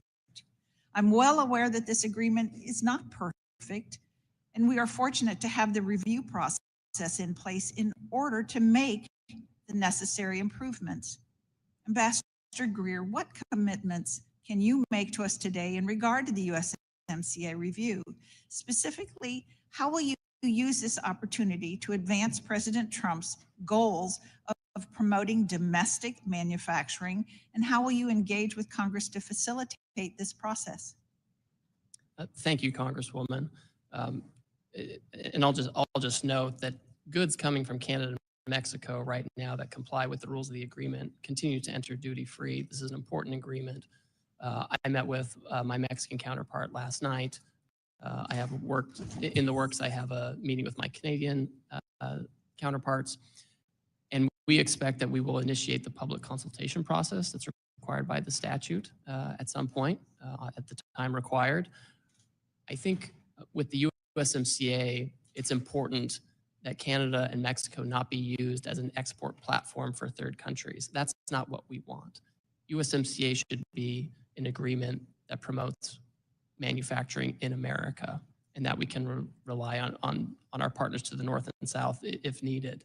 But it can't be a situation where countries can just come in, China or Vietnam or somebody, build a factory in Mexico, assemble it with parts from there and send it across and get the benefit of an agreement where they've taken no obligations. So I want to make sure that it truly is an agreement that helps America first. Thank you. I've greatly appreciated your leadership in protecting American digital companies abroad. You and I are in agreement about the dangers of South Korea's anti-competitive policies towards American digital companies. I intend to reintroduce legislation that seeks to ensure that American companies are not being harmed by one of our closest allies, while Chinese companies are left unscathed. The digital trade sector is rapidly growing, and it's important that we do not lose market share to China in this critical field. Several countries are considering legislation that mimics the European Union's Digital Markets Act, which has undisputably caused a digital winter for American tech companies operating in Europe. What are your plans to address these harmful policies and to ensure the prosperity of American digital trade? And do you think that digital trade will play a part in the imminent trade discussions regarding the Liberation Day tariffs? Thank you. So first of all, I understand that there's obviously a national conversation going on about, how digital trade should be regulated, and there are lots of views on that. What I will say is we're not going to outsource that regulation. We're not going to let the European Union or Korea or any other jurisdiction, set the rules for digital trade. It will be us, and they won't be able to do it in a way that's discriminatory either. That is impermissible, especially when we have, as you noted, the Chinese competition out there. If we're going to have companies that operate in this space and are so competitive in this space, we need to make sure that they're American companies, right? That's what we need to make sure. And so this is certainly something that we can talk about in any negotiations that come up. Thank you. We have historically forged some of our strongest alliances based on procuring critical minerals, which are difficult or nearly impossible to obtain in the U.S. Will you commit to exploring trade discussions and partnerships with like-minded partners to protect and build up our critical minerals today? Yes. Thank you. I yield back. Mr. Neal. Thank you, Mr. Chairman. I would have invoke a moment of a point of personal privilege. When the ambassador called me, it was more to inform me of what the administration was going to do. It wasn't to consult or to seek my opinion as to what they were going to do. Mr. Murphy.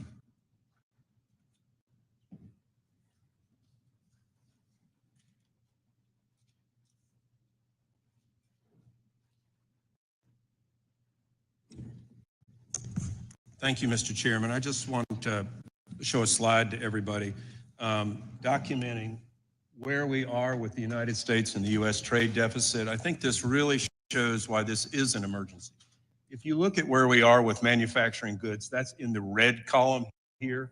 If you look at what has happened to the manufacturing capacity of the United States, we have plummeted, absolutely plummeted down.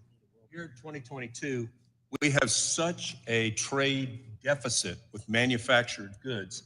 This is critical. This is why the president has said this is an emergency.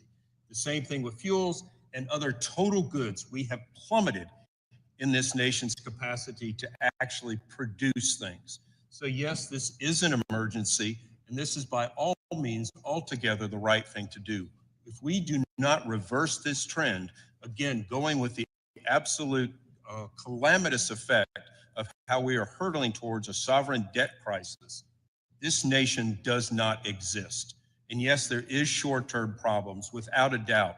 But it's the same thing by taking medicine you don't want to take. If we don't help the body by intervening and doing what is critically important for this nation, nothing else matters. So this is why how manufacturing has plummeted, and this is why we are in a state of emergency. Thank you.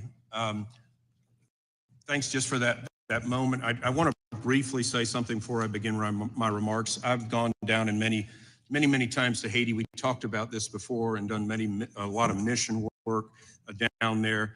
Unfortunately, the Hope Help program is set to expire in September. I hope some work is being done in reauthorizing this program. We're trying to nearshore, onshore. We want to stabilize our Caribbean nations, our Central American nations, and Haiti has fallen into such decay right now. It makes Somalia look like Wonderland. We really need to help these nations stabilize in our hemisphere. It helps everybody. So I hope that is just going to be on your radar. HR 1625, the Help Extension Act. Just to shift gears again, I want to talk a little bit about de minimis.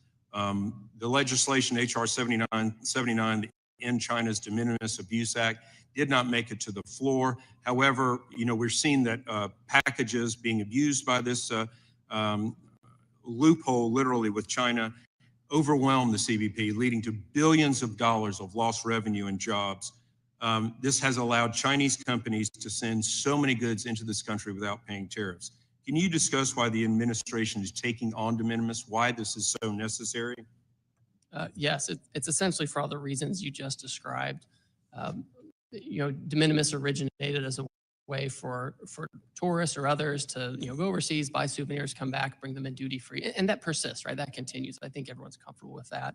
But what we saw were foreign companies abusing the system and taking advantage of it and building a commercial case for it, their entire business on it, and that ended up undermining a lot of retailers here in the United States. And so it's important to make sure that tool is used for its original purpose and not for other countries to avoid duty payments or things like that. One of the comments were that we shouldn't be doing tariffs to our friends. Friends don't treat friends with horrible tariffs like we're being done by other countries. So I think, sunlight is the best disinfectant. So we're able to see what the rest of the world has been doing to the United States. I don't think the American public understands this. And this is why I think it's just so critical that we shine the spotlight on this. Quickly, just with one thing that happened in the pandemic, I'm a physician, and we saw that our supply chain for pharmaceuticals, for health-related PPE, et cetera, is critically at risk during these things. If China were to shut off all its exports overnight, medical supply chains would be one of the industries hardest hit, and we would have American patients literally dying because they could not get medicines or other type of devices. Can you discuss how the Trump administration's trade is helping to secure our health supply chain? Yeah. So first of all, we have to reshore. We have to reshore pharmaceutical production to avoid the very situation you talked about, and we have to do it now. We can't wait for the next crisis. We can't wait for the next conflict. We have to do it now. I understand the Commerce Department will be undertaking an investigation of the pharmaceutical supply chain to assess what tools we can use. The president's talked about tariffs that might apply to certain things to incentivize reshoring, but I assume that investigation will also have other ideas as well. We have to make sure that in this tariff, incident, we're not hurting American companies and hurting them over helping out foreign countries. And, going back to, Kamala's famous phrase of getting to the root causes of immigration, they did absolutely nothing to bring industry nearshore, trying to prop up Caribbean nations so they won't have everybody trying to run over a border. Look, I've talked to you about Puerto Rico. I was in Puerto Rico this last week, and there's so much of an opportunity to go there and onshore in American territory to bring back American pharmaceutical industries, so many other industries that help us with our national security. And at the bottom line, this is what we're talking about. We're talking about national security. Thank you, Mr. Ambassador. I'll yield back. Ms. Chu. Ambassador Greer, my constituents are sick with worry about the high costs that the Trump tariffs will bring them. They are barely able to afford their everyday living expenses, but now they're hearing that the average family will have to pay $4,600 a year more because of the Trump tariffs. They are hearing this will be the largest tax increase for the American people in our nation's peacetime history. They are hearing Goldman Sachs say that we face a recession. The increases will be for food items that the U.S. does not produce domestically, like cacao beans, coffee beans, tea and spices, and certain nuts. But non-food items like clothing, consumer electronics, shoes, cell phones, furniture, and household appliances will be especially hard hit, as more than 50% of our consumption comes from countries facing tariff increases of 30% or more. I must point out that there are some items on the list like bananas and cacao beans, which the U.S. can never grow enough of to meet our own demand because of our mostly non-tropical climate. In fact, the U.S. produces a tiny number of bananas in Hawaii and Florida, but depends enormously on importing bananas from Guatemala, Ecuador, and Costa Rica, all of which receive tariffs. And in fact, the U.S. is the world's largest importer of bananas. So this shoot first, then aim approach is making Americans' lives much worse with no actual plan and doesn't make any sense. I see this in three ways. First, the president said that these tariffs would bring manufacturing business back to America, but thousands of Americans were immediately laid off, and manufacturers are telling you that this will crush them. And why would the president impose this tariff tax on tropical countries when America can by far not produce their own bananas, coffee, and chocolate? Is the president aware that these crops only grow in tropical climates? Second, in imposing these tariffs, the president claims that the U.S. is being ripped off by other countries that are profiting off of us.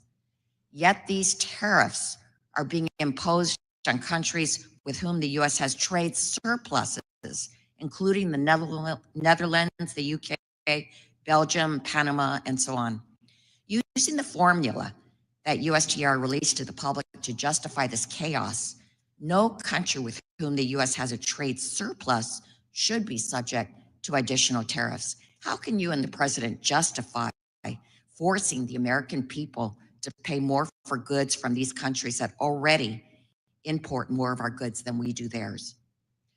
Third, then if there's an actual formula, why would the Trump administration decide to reserve its most severe punishment not for Russia, which was entirely spared, but for some of the poorest, least developed countries in the world? For instance, Madagascar, which has a poverty rate of over 75%, and where the average worker lives on less than $2.15 per day. The president placed a 47% tariff. So Madagascar, 47% tariff, Russia, 0. My conclusion is that there's only one explanation for this: corruption. The Trump administration is now bragging that dozens of countries are approaching the White House ready to offer concessions and negotiate a reduction in Trump tariffs. This presents a completely unprecedented opportunity for corruption. If his tariffs are allowed by Congress and the courts to stand, then the president could unilaterally decide to remove or reduce tariffs on certain countries. With no transparency, a country could pay the president or his family money through memberships at Mar-a-Lago or payments through their various cryptocurrencies in exchange for a reduction in tariffs. His cronies could pay him directly to remove tariffs from certain imports. So, Ambassador Greer, I would like to ask you 2 yes or no questions. My first question: you're putting tariffs on crops that we, for the most part, don't grow, like bananas, cocoa beans, coffee, and vanilla. Is the president aware that these crops only grow in tropical climates? My second question, yeah, you answered yes. Can you promise that there won't be a pay-for-play system where companies and donors make the pilgrimage to Mar-a-Lago to get exemptions? You have my promise. Well, my constituents don't have that access, nor do most of the American people, but because of these Trump tariffs, it is they who will have to pay the exorbitant costs of these actions, and that's not right. Mr. Kustoff. Thank you, Mr. Chairman, for convening today's hearing, and thank you, Ambassador Greer, for appearing today. Ambassador Greer, I represent part of Memphis, Tennessee, and most of rural West Tennessee. And in Memphis, Tennessee, last year, 2024, we had a great opportunity with Elon Musk when he made an announcement to create a historic investment in Memphis through his company XAI. And the investment will lead to the world's largest supercomputer called Colossus. So Colossus is the core infrastructure behind Grok, which is the artificial intelligence system that Mr. Musk is developing or has developed, and that I use and probably a lot of other people use. I've toured Colossus, and frankly, the capabilities are absolutely remarkable. From what I understand with this project and with Elon Musk is he places a strong emphasis on sourcing American-made products with XAI whenever feasible, demonstrating a commitment to domestic innovation. The issue is that supercomputers like Colossus depend on a variety of advanced components that right now are not produced in the United States. And I think we can all agree that we want the United States to be the absolute leader when it comes to AI. The other issue is the reliance presents obvious and serious strategic vulnerabilities because a disruption in the supply chain could hinder U.S. capabilities. So I understand that the entire industry is working on building domestic capacity. And thanks to President Trump and his efforts and the efforts of the administration, we've seen massive investments from companies like NVIDIA and Taiwan Semiconductors. But I think we all also realize that that transition is going to be several years, or it's going to take several years. So could you talk about how USTR is balancing the near-term need for components with the long-term goal of onshoring these critical supply chains? Certainly. So when the president took his action on reciprocal trade, there were some items that were not covered by the new tariff because further investigation was needed. This includes pharmaceuticals, as I've discussed, but also includes semiconductors.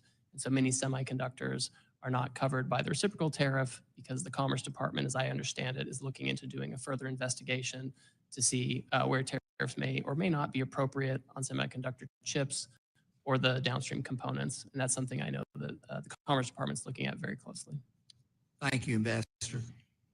If I can, because there's been a lot of talk here, some talk about Russia and the suggestions that the Trump administration has let Russia off the hook when it comes to tariffs. My recollection is that this committee several years ago took the lead on bipartisan legislation to change the trade treatment as it relates to Russia, specifically revoking the permanent normal trade relations, specifically banning the import of all energy products from Russia, specifically by providing a path to raise tariffs on many other products from Russia. So in fairness, I know that both the Biden administration and the Trump administration have added to this legislation by imposing a wide range of sanctions on Russia, which cut off most of trade and investment.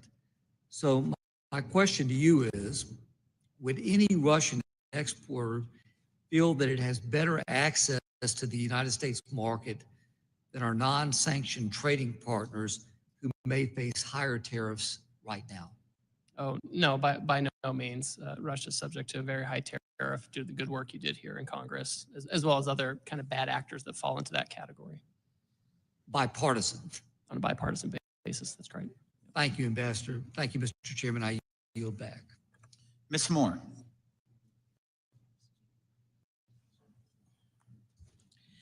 Thank you so much, Mr. Chairman, and thank you, Mr. Ambassador, for visiting with us. I have to say that I have really appreciated the discussion that we've had here today with our colleagues, and as is always the case with me, I have remarks that are planned, and then I make the mistake of listening to what other people have said. And I really do want to agree with some of the things my colleagues have said, like Mr. Smucker and Mr. Kelly, that we need, and you, Mr. Ambassador, have said that we need to have access to markets. Specifically, Mr. Kelly said, we can't afford to lose any market share. And I agree with him. He went on to say that we need to level the playing field. Mr. LaHood talked about his soybean farmers in Illinois, and I'm from Wisconsin, sir. And so I do know that we have $1.3 billion worth of soybean product, and our main partner is with China. And so I think Wisconsin farmers, that's just one example of how we are at risk of losing market share. And then Mr. Doggett went on to say how, You know, instead of allowing like my soybean farmers to do that, what we would revert to would be to give them welfare. And I guess I don't agree with that characterization. I don't even agree with it as a characterization of subsidy, because it's actually a ripoff. You know, farmers lost about $27 billion in the first Trump administration, and they only got about $23 billion in subsidy return. So they lost money, they lost market share, and they lost lives. You know, in Wisconsin, there was a study done, and they looked at suicide rates, and suicide rates among farmers are like 3.5 times more than in other professions. It's a very stressful career. And so I am very concerned, and I wonder what's going to happen to them. You haven't said to us, I think you sort of skirted the question about whether or not we were going to give them subsidies. But even if we would give them subsidies, that would not prevent them from losing market share. And farmers they don't want a check. They want to be able to farm. I also wonder, sir, what, you know, I'm just saying, I think that when you look at trade deficits, I think we have to look at more than just what a tariff may or may not do. Our trade imbalances over time have been caused by us not having a trade balance on issue of labor laws, making sure that there's no slave labor and child labor, that the environment is protected when we extract materials and do stuff, that people have the ability to bargain in their countries and to make sure that they get a wage that's commensurate with their efforts. And, you know, I agree with Mr. Kelly that we need to level the playing field on those fields, and that a rising tide will lift all boats. I do wonder, Mr. Ambassador, whether this administration's trade policy, and it seems that it does, my colleague here just mentioned the trade deficit that we have with Madagascar. I had the privilege to go on a trip with the committee to Madagascar, where there was a 75% poverty rate. So I'm wondering if they will ever be able to give us a trade balance. Speaking of Madagascar, they belong to AGOA. And I'm wondering if this administration's policies would eliminate something that's been bipartisan, the trade preference programs that we've had under AGOA. Yes or no? Are we going to have an AGOA? So Congresswoman, Yeah. thanks for your AGOA. remark. Well, it's up to Congress. Congress has to decide if they're No, going up to the renew it. president. He's in charge of trade. We've sort of. Do you have a bill? I haven't seen the bill yet on this. If there's a bill, I'll advise the president accordingly on how we should approach it. Okay, I'll just say one last question to you. You say that we have got to reshore manufacturing. You did not say where folks will get the money and the confidence, really, to make these investments. Is any of the money that you plan to get from tariffs going to be targeted to incentivizing manufacturing? I've got a factory that made car frames, A.O. Smith, 10,000 people working there. When are we going to reopen A.O. Smith, sir? If the chairman. I would love to reopen that. And when will I be alive? I'm going to be 74 in 9 days. I hope so. We should go there, you and I, and talk to them about what they need in order to reopen. We put tariffs in place. I mean, on they've been foreign autos and shuttered auto for parts. years. We want to create incentives so they can reopen. What's the timeline between the suffering that they're doing now and when A.O. Smith is going to open again? Part of the problem is it's offshore jobs for so long and no one's taken action. We've sat on it. We have this huge, it is an emergency. And I agree with you. And I think your comments have been very thoughtful. I don't have that much time. I mean, I'll be 74 in a few days. It's 10 years. It takes a long time to open up a factory and to get the investments. That's why the president. And is it going to be 10 years? How long before we just have to be patient? That's why the president's acting now, because we can't wait anymore. We have to reshore now. Now, like a microwave now. Thank you, Mr. Chairman. And I yield back. Thank you. I'll recognize myself for questions. Ambassador, thank you for calling and consulting with me before a lot of these trade agreements. So I appreciate the correspondence there because you have. I also want to just raise the significance that I believe AGOA has for this country and those trade preferences with those African nations from a security perspective is extremely important. And I hope that the administration continues to see from a security perspective that trade preferences with those African countries is extremely important. Well, Chairman, I will certainly share your views with the president, and I've shared them before with others in the White House. And I understand the importance of AGOA to this committee and Congress. And I would encourage the committee, as you look at it and potential renewal, to think about ways to improve it. And I would love to work with you all to make sure that we can do that. It's just very important. I also I've heard a lot of conversations today, and one thing that I appreciate is Secretary Bessent's comments that I've read, that he says over the last 4 decades, Wall Street got very wealthy. But over the next 4 years, it's Main Street's turn. And that's in fact who the president's been fighting for, is for all those forgotten people in Southeast Missouri, in rural America, that their place of employment is now vacant. My mother was one of those individuals. I have numerous family members that's one of those individuals. And people will talk about their 401ks. But the reality is that the top 10% own 88% of all the stock market. The top 10. Then the next roughly 12%, as the secretary has said, the next 12% ownership of the stock market is the next 40%. So that bottom 50%, the people who make less than $42,000 a year, those people, they're worried about their debt, their credit card payments, their interest rates.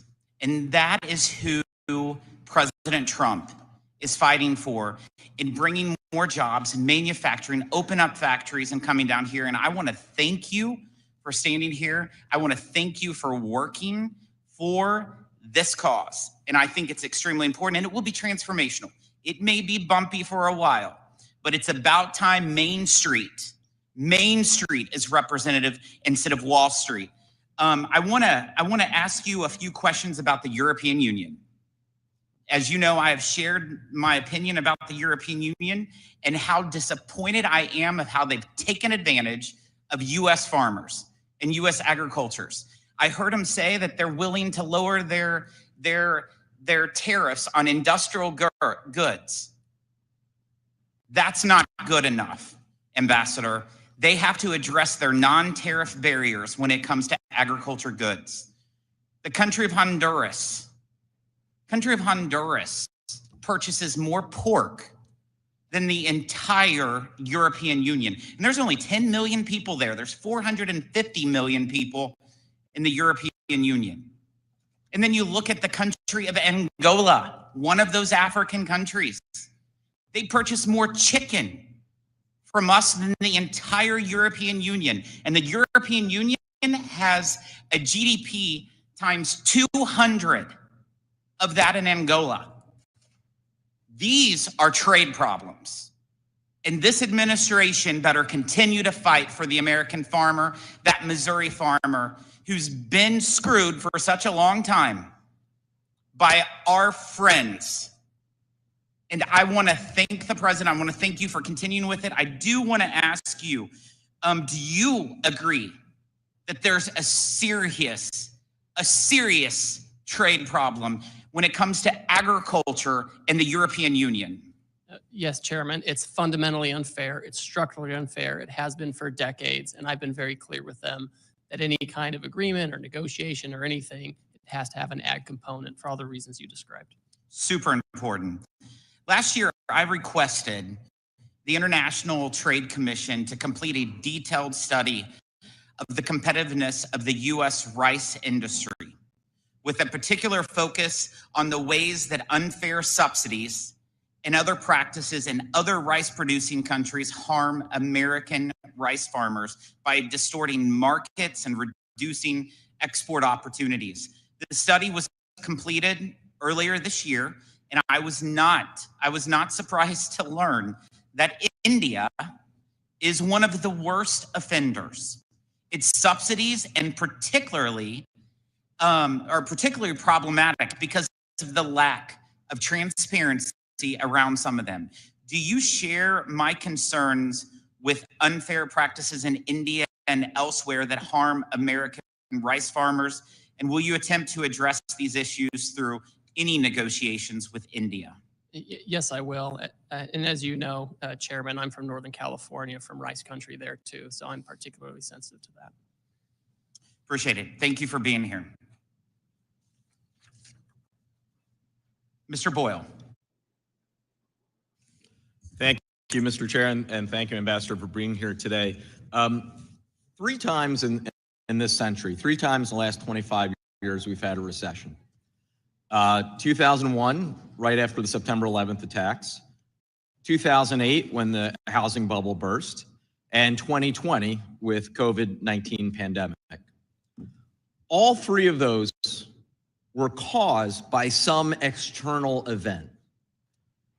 Now, most economists and most Wall Street firms agree that it is more likely than not we are either in a recession now or headed to one. This will be the first recession in at least 25 years directly caused by the president's policies. The last week has been an unmitigated disaster. Markets are roiled, retirement savings taking a hit, 401ks becoming 201ks. People are genuinely scared, especially those, including a couple I talked to yesterday, who are just hitting retirement age. So I would really like to know why exactly the president is doing this. China, I completely understand. I think actually there's been bipartisan agreement around here for quite some time that we needed to get tougher with respect to China. But why going after Canada? Why going after our closest allies in Europe? This does not make any sense. And frankly, it doesn't exactly inspire confidence when the so-called formula that was advertised last week came from absolutely no textbook that any of us are aware of. I mean, yes, it had 2 fancy-looking Greek letters. That does not make it well-thought-out policy. So I am curious what exactly the strategy is of going after Canada and our closest allies and actually uniting the whole world right now, not against China, but against the United States. Well, Congressman, I know that Wall Street and you and your colleagues want the status quo. That's what I'm hearing. Excuse me, reclaiming my time. That is not what I'm arguing. I want an end to the chaos. I represent a very working class district in Philadelphia. I don't think there's one person in my district who counts as one of the top 1% of Americans. Hardworking families, whether white, black, Hispanic, Asian, from Northeast Philly to North Philly to the river wards, are all being directly impacted by what is happening over the last week. So I want to know, they want to know, why is it that 3 months ago, no one was predicting a recession? Everyone had growth projections. The Fed, most economists, whether liberal or conservative, and now the base case is a more than 60% chance of a recession. That is directly because of White House policies. So when will it be enough? Really, I can't take all this winning, and nor can the American people and the folks in my district I represent. These Wall Street analysts are the same ones that predicted decline in the first Trump administration, where real Fed? household median income went up by $7,000, coupled with tariffs. The president has to get the trade deficit down. We've lost 5 million manufacturing jobs. It has been a massacre in American manufacturing, and we have to have those jobs back. And it's urgent, and we can't keep passing the buck. President Biden did nothing on trade for 4 years. That's what I've heard from both sides, and we have to act. We have a huge trade deficit with the European Union, which we heard about from the chairman. We have a huge trade deficit with foe and friend alike, and we have to deal with it. And that's why our friends are coming to us and saying, why don't we talk about how to achieve reciprocal trade? They're not running away. They're not announcing retaliation. So since I have just under a minute left, can we look forward to hearing about these big, beautiful trade deals over the next week, like with Canada? What exactly is going on? These countries that are clamoring, talking to us apparently right now, according to your words, do you have any hope that you can offer us that we're going to see one of these trade deals inked very soon? Look, Congressman, I can't prejudge the timeline, but I'm spending all my time when, I'm not here with you all doing consultations, talking with them. So I'm hopeful that we can move quickly on a handful of countries. And finally, just in the final 17 seconds, when will this end? What does success look like? Because a lot of people right now, whether Democrat, Republican, or Independent, are really trying to figure out what exactly the end game looks like here. Because right now we all see the chaos and not what the actual end result would look like. The deficit needs to go in the right direction. Manufacturing as a share of GDP needs to go in the right direction. The non-tariff barriers and tariffs we face in other countries, they have to go down in the right direction. Those are the things that we're looking at. Those are the basis of the national emergency. That's what we're looking at. Time's expired, so thank you. I yield back. Mr. Stubbe. Thank you, Mr. Chairman. And thank you, Ambassador Greer, for appearing today. Under President Trump's leadership, we've seen a bold reassertion of American economic strength and leverage on the global stage. I'd like to walk through some of these wins and clarify the intent behind the administration's trade actions. Ambassador Greer, can you start by reminding this committee why President Trump felt it necessary to take such divisive action with tariffs and what problems he inherited from decades of failed globalist trade policy? Yes, certainly. As I've mentioned before, President Biden left us with the largest trade deficit for any country in human history, $1.2 trillion. It's extreme, it's unsustainable, especially when we have a $36 trillion debt and a $2 to $3 trillion budget deficit. None of these numbers are sustainable, and anyone who wants to pass this on to the next generation or to our kids or to the next session, they're doing a disservice. We have to deal with it now, and we need to deal with the reshoring and remanufacturing now before we're in another crisis, whether it's a conflict or a pandemic. That is not the time to try to get back pharmaceuticals and semiconductors and autos and all these kinds of things. We have to do it now. What distinguishes the Trump approach from the past 30 years of so-called free trade policies that gutted our manufacturing base? Well, Wall Street, we've heard a lot about Wall Street today and how important Wall Street is and all their analysts. And their entire goal has been just to make money for that top share of, the elite, right? That's been their goal. And so they've been focused on offshoring so they can have more efficiencies, so that they can have cheaper labor, no environmental regulations. They can go to these low-cost jurisdictions. And what does that mean? It means that we have workers who train their replacements in foreign countries. They lose their jobs, and then they're in their hometown without a factory, without a job, and they live lives of despair in many cases. And that's what's different with President Trump. He wants to reverse that, and he wants to change it.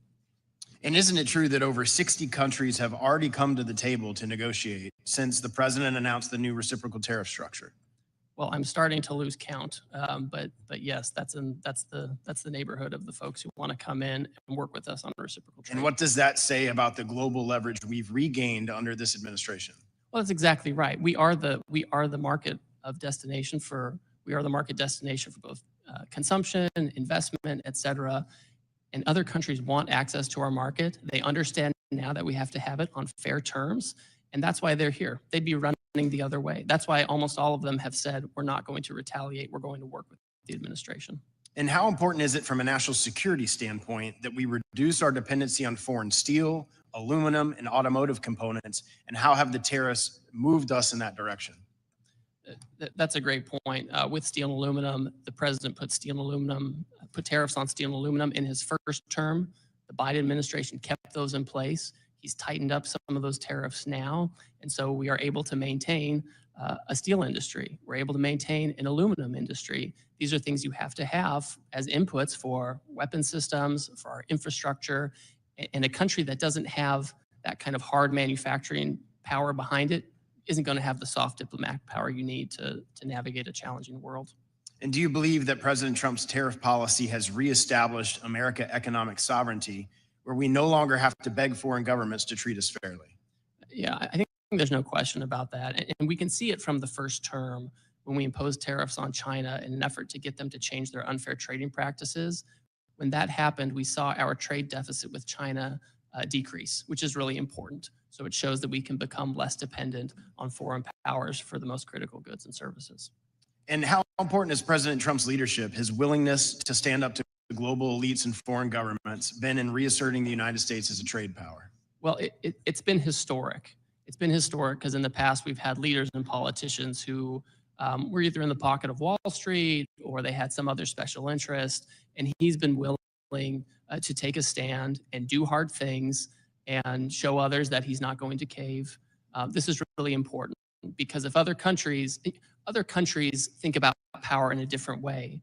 Some politicians want, foreign countries to say nice things about them. That's like their end purpose in foreign policy or trade policy.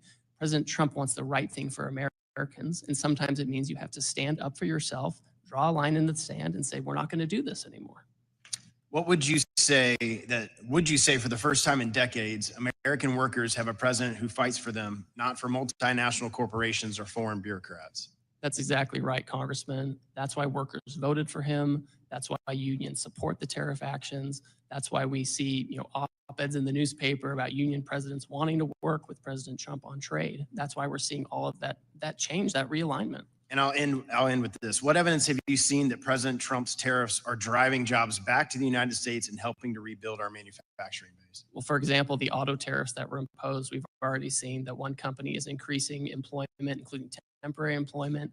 In Indiana, we've seen in Tennessee, there was a shift that was going to go down to another country. They kept that shift in America. Everyone knows if you want certainty, if you want access, you build in America and you use American labor. Thank you. My time's expired. I recognize the acting ranking member, Ms. Moore. Thank you, Mr. Chairman. And again, I'd like to ask for unanimous consent to enter a record, a letter into the record to Wisconsin Republican members of Congress from Wisconsin Governor Tony Evers, his objection to the Trump tariffs. Without objection. Thank you. Thank you. Mr. Byer.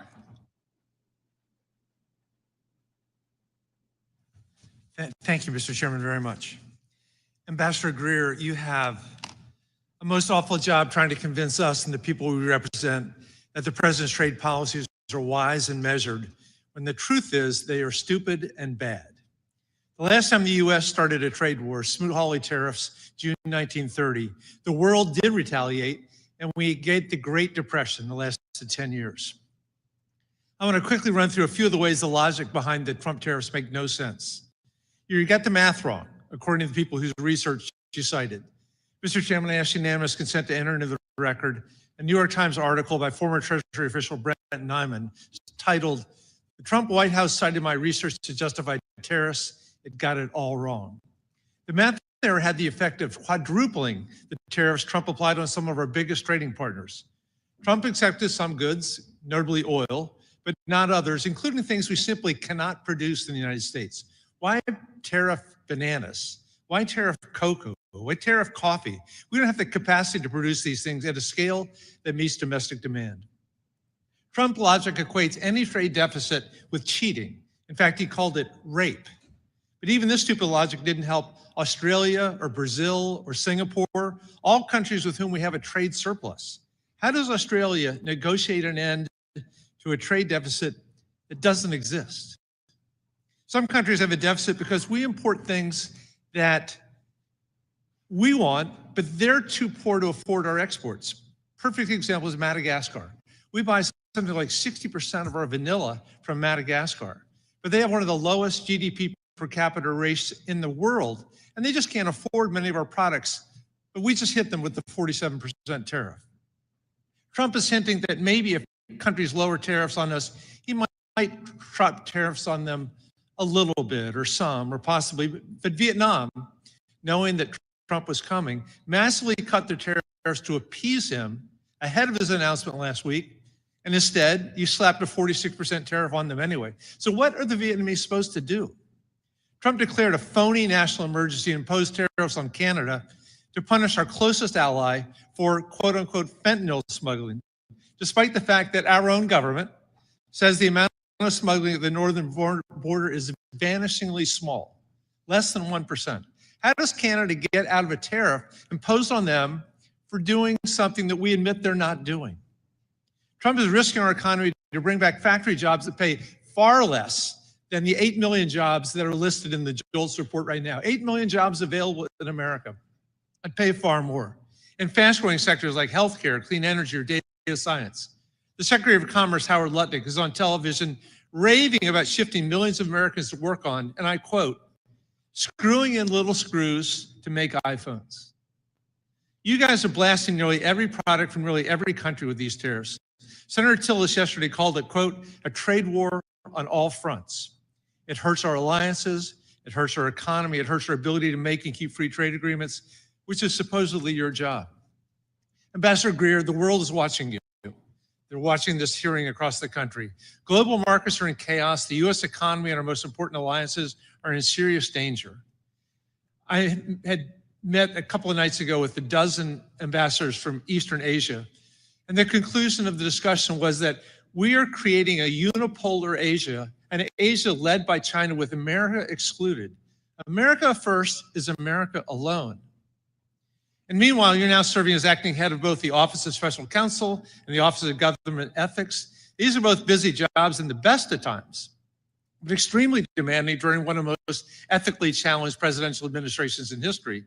It's absurd to think that you're actually doing these jobs, but I think it's fair to ask if the many hats you're supposedly wearing are causing dangerous mistakes that damage our country in ways that's going to be difficult to recover from.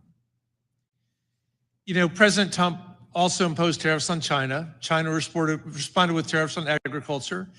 European Union today announced $21 billion worth of new retaliatory tariffs on us. China's announced 84% retaliatory tariffs on us. The legal pretext, you said, is that this is a national emergency. You refer to the state of emergency as, quote, the largest and persistent trade deficit that's built up in recent years. The actual emergency is that markets are slumping, consumer confidence is crashing, and financial forecasts of recession are coming pretty quickly. And the Fed is projecting that these tariffs are driving prices up. We finally got inflation down. Now we're going to do exactly the opposite. Coming to the table, I don't know. Our trade balance has been in the negative for 50 years. And yet we have built the strongest economy in the history of mankind. This is a terrible way to fix the way of bringing back meaningful employment to our low-income Americans. This is not the way to do it. Mr. Chairman, I yield back. Mr. Arrington. Thank you, Mr. Chairman. I appreciate my friend's comments just to take off on treating low-income Americans. It's no way to treat our workers whose wages have been suppressed because of this unfair and unlevel playing field, who, by the way, because of the policies of the last 4 years, have paid a regressive 21% inflation tax. So our working families and our manufacturers and those who make the wheels turn in this economy have suffered a great deal. But other countries will flat put us out of the manufacturing business, out of the energy production business, out of the food making business if we let them. I thank God that for such a time as this, He raised up a leader with the political courage to take on the political and corporate establishment that is going to do everything in its power to stop you and the president from hitting reset before it's too late. Before we not only beg for our drug making and our chip making from other countries whom we are totally dependent on. But before we have to beg to feed our families and fuel our economy, I can't think of, other than the budget deficit, a greater threat to America's economic vitality, prosperity, and national security. I'm 100%, unwaveringly, unequivocally in support of President Trump's and your reciprocal trade policy. I can't imagine anyone along the spectrum from right to left politically who wouldn't want head-to-head competition for our guys. And we have allowed this unfair trade dynamic to persist for so long. There's no way out of this without some front-end pain. And I'm grateful that we have a leader who's not trying to diminish that or hide that fact, but is transparently calling this nation to persist through this front end so that we have exponential benefits and return to our economy, to our workers, to our farmers. There is no other path, and there is no other politician in this town that would ever risk what is necessary to risk and to exert the courage and will that is necessary to exert to confront this head on like President Trump and you. And we're with you. I'm with you. And I know many of my colleagues are. Couple questions. When we went through this before, in the first Trump administration, we were, I'd say, wildly successful with the reforms in China, with new free trade agreements, agreements in 5 nations that represented almost 50% of our entire export markets. So how important was the reciprocal trade posture in the first administration to getting lower barriers, greater access to those markets where we benefited by 26+% in export activity? Our wages went up, investment went up, job creation went up, poverty went down. How important is this posture to getting there? And is there any other way, Mr. Ambassador, to this greener and more glorious economic pasture once we establish the reciprocal trade dynamic? Congressman, thank you for your support and your words. You're exactly right. There are a few different approaches to trade negotiations. One is the typical one, which is where you ask others nicely to give you market access, and they do a dialogue with you for several years, and at the end you have no more market access. And then there's the Trump way, where he says, we'll have reciprocal trade, and we can do it my way or we can do it your way, but we can work together because we should work together, and we should have fair trade among us. And that's what we're seeing now. We're seeing countries come and say, we understand the issue, we're happy to talk about this, and we know that there's an alternative path. There are alternative pathways here, and we can choose which way we want to go, and that's the way to do it. I'm grateful for both of you. Thank you, Mr. Chairman. Thank you, Ms. Tenny. Thank you, Mr. Chairman, and thank you, Ambassador Greer, for your hard work. And I'm from upstate New York. This is the home of the Industrial Revolution, the Erie Canal Corridor, the Finger Lakes, all my region. #1 dairy district in the Northeast, #5 dairy district in the country. 3rd largest producing apple county is in my district.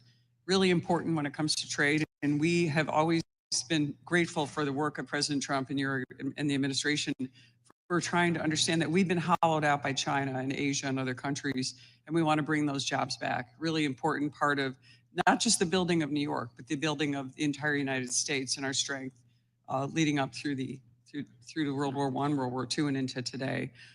I got a couple of questions I just want to talk to you a little bit about, because there are a few nuanced issues here dealing with Canada, which is my entire northern border. Number one, we have an emerging and really strong Finger Lakes wine region. And many of our wineries have reached out to us. We are at the cusp of putting out some really incredible wines, groundbreaking. We have wonderful water, soil conditions, and we're producing top-level wines. A little bit about some of these markets we'd like to have opened up for us so we can trade, and we appreciate the work that the president is doing. However, one of the issues we've experienced, and we hope that you can work on, is many of our Canadian visitors are not coming to our region. We're dependent on the Canadians to come for commerce. They're a great friend to the north. And we've seen a 23% drop just since February in visitors to our wineries.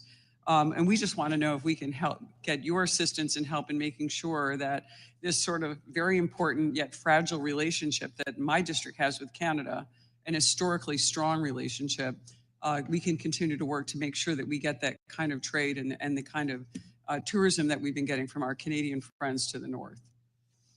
Certainly, and I would note that goods between Canada and the United States that follow the rules of the U.S. Mexico-Canada agreement, they continue to trade on a duty-free basis, which makes sense, right? Yeah. And I would and say, I know you're going to jump into this because this is my next beef with that. But when it comes to Canada, we are grateful and hope that you'll continue to pursue some of the dumping that's been going on against our dairy producers, because as I cited in my start, we are a huge dairy producer and we're getting unfair treatment. We think in the last administration, this was not resolved favorably to our dairy markets because Canada continues to bring milk proteins in that we think that are in violation of USMCA. And I know that's what you're going to get to. So, yes, no, it's certainly on the flip side of the wineries. So. Yeah, that's certainly the top of my list. I would point out that, President Trump reported that he had a constructive call with Prime Minister Carney last week, 10 days ago or so. And I continue to work with my Canadian counterparts to make sure that that relationship is one where we can have fair trade. Yeah, we greatly appreciate it. And when it comes to apples, we just have to say we are so excited about the USTR's efforts in trying to reduce some of these market access barriers, particularly with Israel going to zero tariffs. Our apples hopefully will be sold all around the world. We're famous for them. We don't get the subsidies that some of the other states get in the state of New York. And we're hoping that we can do that, including getting our apples to India and around the world to actually grow our New York economy. So we appreciate all that the USTR is doing that. I think that we can have a great relationship in the future with Canada, and we are really pleased that you're working with the Prime Minister and working with everyone that we can to make sure that northern border is protected, but also that we're getting the trade that we're so accustomed to with our great friends from the north in Canada. And those are primary issues for us. Also want to make sure that some of our supply chains, whether I know this isn't your sphere, but when it comes to aluminum, when it comes to copper, we have some of the best manufacturers and the oldest manufacturers in the entire nation in our region, and we're dependent on Canada for those things. So when we look into the tariffs and some of the negotiation, I know there's going to be some tinkering with the tariffs as we look into the next couple of months. We just know that you and the president will work with us on making sure that we continue to keep these legacy businesses that we have across our region that were part of our nation's real boom when the Industrial Revolution was founded. And I have to mention, it's not technically in my district anymore, but our famous patriot Paul Revere actually started his copper company in my region. Revere Copper is still operating today after being founded in 1801. So it's really important to New York that we continue these legacy businesses and continue to work to bring our supply chains back. And I just want to say thank you, helping us with dairy, with apples, and also making sure that those Finger Lakes wines become premier and actually continue to grow as we see them emerging with so much hard work being done by so many people in my region. And we're grateful to you. And so continue to work. We appreciate the effort on behalf of our district and on behalf of the president. Thanks so much. Well, thank you. And I look forward to continuing working with you and your staff on these issues. Thank you. Mr. Evans. Thank you, Mr. Chairman. Mr. Ambassador, I'm deeply concerned about the tariffs, and we are talking about it today. Philadelphia is the poorest big city in America, and it's hurting lower people income. there's a lot of money for a lot of people. Tariffs can only be used in a smart and effective way. And I feel from what I heard, it is not. It is something that we are concerned about. And I'd like to start out with this question, Ambassador Greer. My first question: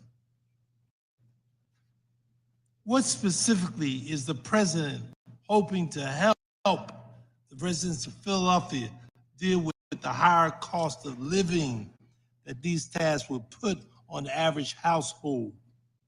Does the president have a very specific plan and strategy to address the near-term harm it has created?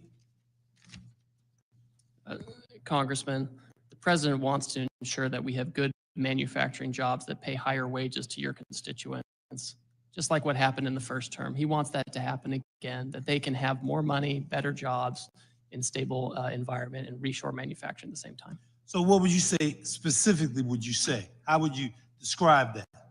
Well, I would say to your members and your constituents that we've had a long period of 5 million manufacturing jobs going away. It's dangerous for our country. It's bad for our economies and our families. And the president is taking action to create economic conditions to have more factories here, jobs here in their communities where they can have the types of income that they need to have stability for the working class, for the middle class, not just for the super rich who go and get 3 or 4 degrees, but for people, honest, hardworking Americans who graduate from high school and need a job. And they can have one that's stable and supports our manufacturing. Mr. Ambassador, Pennsylvania exports today $46 billion in manufactured product. These exports support 150,000 people and jobs in the state. I'm concerned that the threat of retaliation from the trading partners will further help Pennsylvania. So can you specifically speak to that issue? Yes, this is something that we watch really closely as well. And so in advance of the tariff action, I had many conversations with our major trading partners, and we told them, wait and see what happens on April 2, and then we can talk about what comes next. And so now most of our major trading partners have said, we're not going to retaliate against you. We want to talk to you about how to have more reciprocal trade. And that's a good outcome. I want to also talk about industry and small business, the effect that it will have, specifically when you talk about Philadelphia, on small business. Can you speak to that? Certainly. I've actually tasked my staff to work with the Small Business Administration to make sure we're getting the feedback we need from our small businesses. I have an advisory council on small business at USTR, and I've asked my staff to convene that council so we can hear directly from them. Because we want to make sure that we are hearing feedback in real time. I can give it to the president. We can understand how the program is working. I'd like to thank you, Mr. Ambassador. Thank you, Mr. Chairman. Thank you. Mr. Fitzpatrick. Thank you, Mr. Chairman, for holding this hearing. Ambassador Greer, thank you for being here. And thank you for your commitment to spend time with this committee today and answer everybody's questions. Leveling the trade relationship the United States has with other countries, I believe must be a bipartisan goal, especially when our nation's security and well-being are on the line. I do believe that the means by which we accomplish that vision, however, matters a great deal. My priority, which I'm certain that you share, and I hope this whole committee shares, is to ensure that any long-term economic gains which the American people could achieve in a more balanced trade environment are not washed away by the near-term pains they may feel at their local supermarket, hardware store, pharmacy, or restaurant. I believe it's essential that Congress and the administration come together to find that middle ground, to maximize the benefits and limit the costs of our nation's trade policy. Above all else, we must deliver greater certainty and economic stability for our consumers, our workers, and our families. I want to zoom in on medicines in particular, sir. What work do you believe can be done with our closest partners and American companies who are operating in the European Union to ensure that the cost of distinct, innovative prescription drugs and medical devices are affordable for our nation's seniors, particularly those with rare diseases or disabilities? Well, I think if we can have a supply chain that's more secure, more resilient, and more local, that's going to be something that's going to help with efficiency. This idea that we have this very fragile supply chain where we ship initial inputs from China to India, and they go elsewhere, and they get finished in another country, and they come here.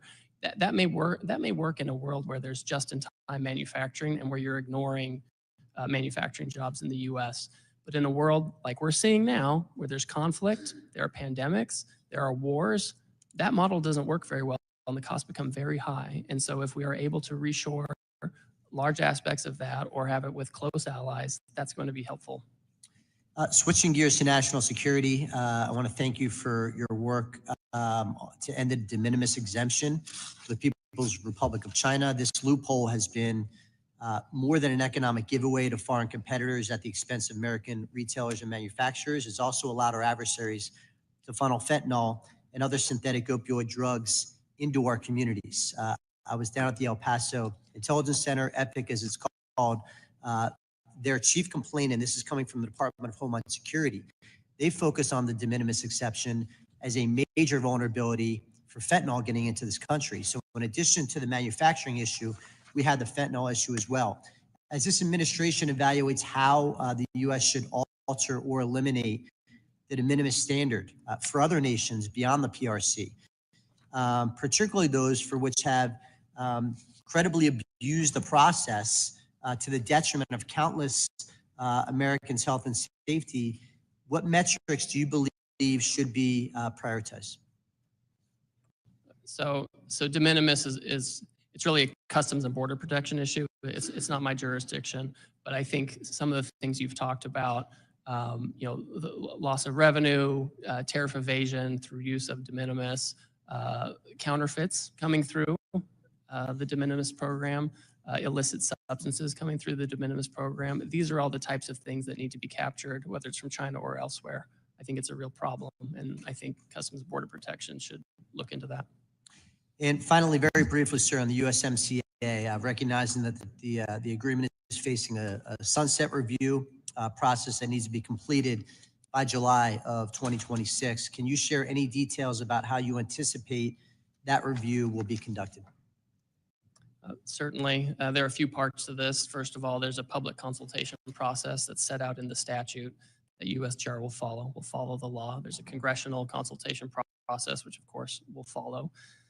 When I think about ways to enhance USMCA or our relationships with our trading partners, one thing that I'm very focused on is making sure that other trading partners don't benefit from the agreement without agreeing to the obligations of the agreement. I'm thinking of China or other Asian countries that want to use Canada and Mexico as an export base into the United States and benefit from the USMCA. I don't think that's the right approach. We need to change that. Just one follow-up. Will USMCA qualifying trade, which was not covered under the April 2nd tariffs, continue to be excluded in advance of this review to ensure certainty for our manufacturers?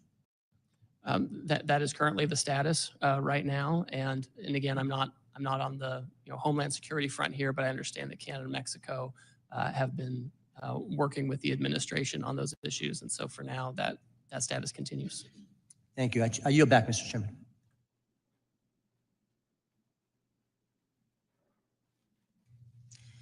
I now recognize Representative Fischbach from Minnesota.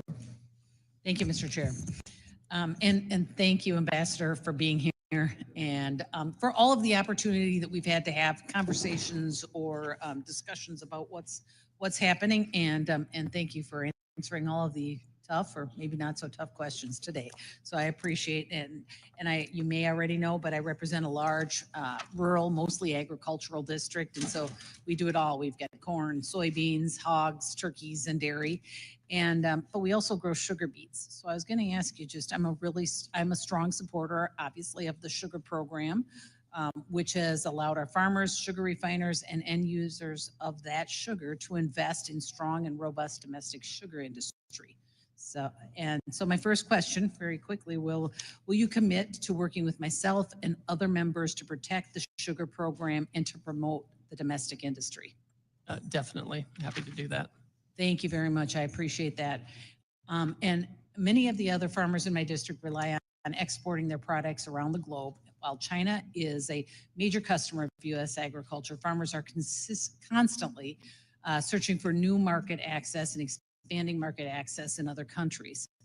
We've seen reports of numerous nations coming to the table, and I think it's over 50 now, with President Trump to negotiate new trade agreements. What are the opportunities in these negotiations to increase access for American farmers? Certainly, as I think was mentioned earlier, perhaps by Congresswoman Tenny, Israel has come, and we've had a trade agreement with them for a long time. People are surprised to find out that despite the trade agreement, they still have tariffs on some of our agricultural goods. And so they've offered that that's something that they're willing to look at. We've heard from Vietnam, we've heard from India, we've heard from Argentina, we've heard from all kinds of countries that they're interested in not only getting the tariffs down, but getting down the non-tariff barriers, which often are more problematic than the tariffs themselves. So I think there's a lot of opportunity there if these countries are willing to really engage in reciprocal trade. And I think I know the answer, but I just want to will you work with me and other members of this committee to make sure that farmers have a voice in the negotiations so that we are heard and are part of it? Yes, certainly. We have a series of advisory committees that involve agricultural stakeholders. We manage those jointly with the U.S. Department of Agriculture. I've already talked to Secretary Rollins about this and the importance of meeting with these committees so we can have their feedback directly. And we are talking a lot about reducing America's reliance on Chinese imports to our country. And I think that's important, and I'm sure you do too. I think we learned a lot during COVID and over the last few years, but I think it's also important that we give farmers the opportunity to reduce their reliance on exports to China by providing them with new markets. And I know that we just kind of are talking about that, but I think it's important that we say it over and over and that we make sure that we include those farmers and that we are looking for new markets, because that is what they want to produce, and they want somewhere to sell it. So maybe that's not even a question as much as just a statement, but I appreciate your willingness to work with us, that protecting the sugar program, making sure our farmers are involved in these negotiations, and that we are doing our best, because it's been the last few years that we have not had that kind of outreach to create new markets and find new markets for our ag products. So I hope that we are going to be very aggressive about that and really helping our farmers, because it's important that we strengthen and build that market and the farms in our country. So thank you for being here. I hope I made it real easy on you, because you've had a tough day. So, but thank you very much, and I yield back, Mr. Chair. Thank you. I now recognize Mr. Snyder from Illinois for 5 minutes. Thank you, Mr. Chairman, and I'm not going to make it any easier on you, Ambassador, but I will pick up on what Ms. Fischbach and Schweikert before said. Ambassador Greer, yes or no? Didn't Israel zero out all tariffs on U.S. products before President Trump announced his across-the-board tariffs on April 2nd? They indicate they're willing. Just yes or no? They did not do it yet. They announced they wanted. They announced it, but yet President still imposed 17% tariffs on Israel. Ambassador Greer, what's our trade balance with the elephant and fur seals, petrels, albatrosses, and penguins living unheard in McDonald Islands? They're part of Australia's customs union. But they're separate, and I'm going to reclaim my time. The president has imposed specific tariffs on herd in McDonald Islands while not taking any action against Russia, Belarus, North Korea, or Cuba. And I don't want to disappoint my mom and my wife or have them yell at me, but Mr. Greer, I'm going to say what I think almost everyone is thinking. WTF? What's the president thinking? What did he and you think was going to happen after unilaterally declaring a global trade war? Did you expect the so-called Liberation Day to become Liquidation Week, destroying more than $10 trillion of value and moving us from an extended bull market into a self-induced bear? Did you intentionally plan to decimate Americans' retirement accounts and 529 accounts for their kids' education? Did you and the president anticipate raising prices for American families already struggling to make ends meet? Did you mean to make American businesses less, not more competitive in global markets?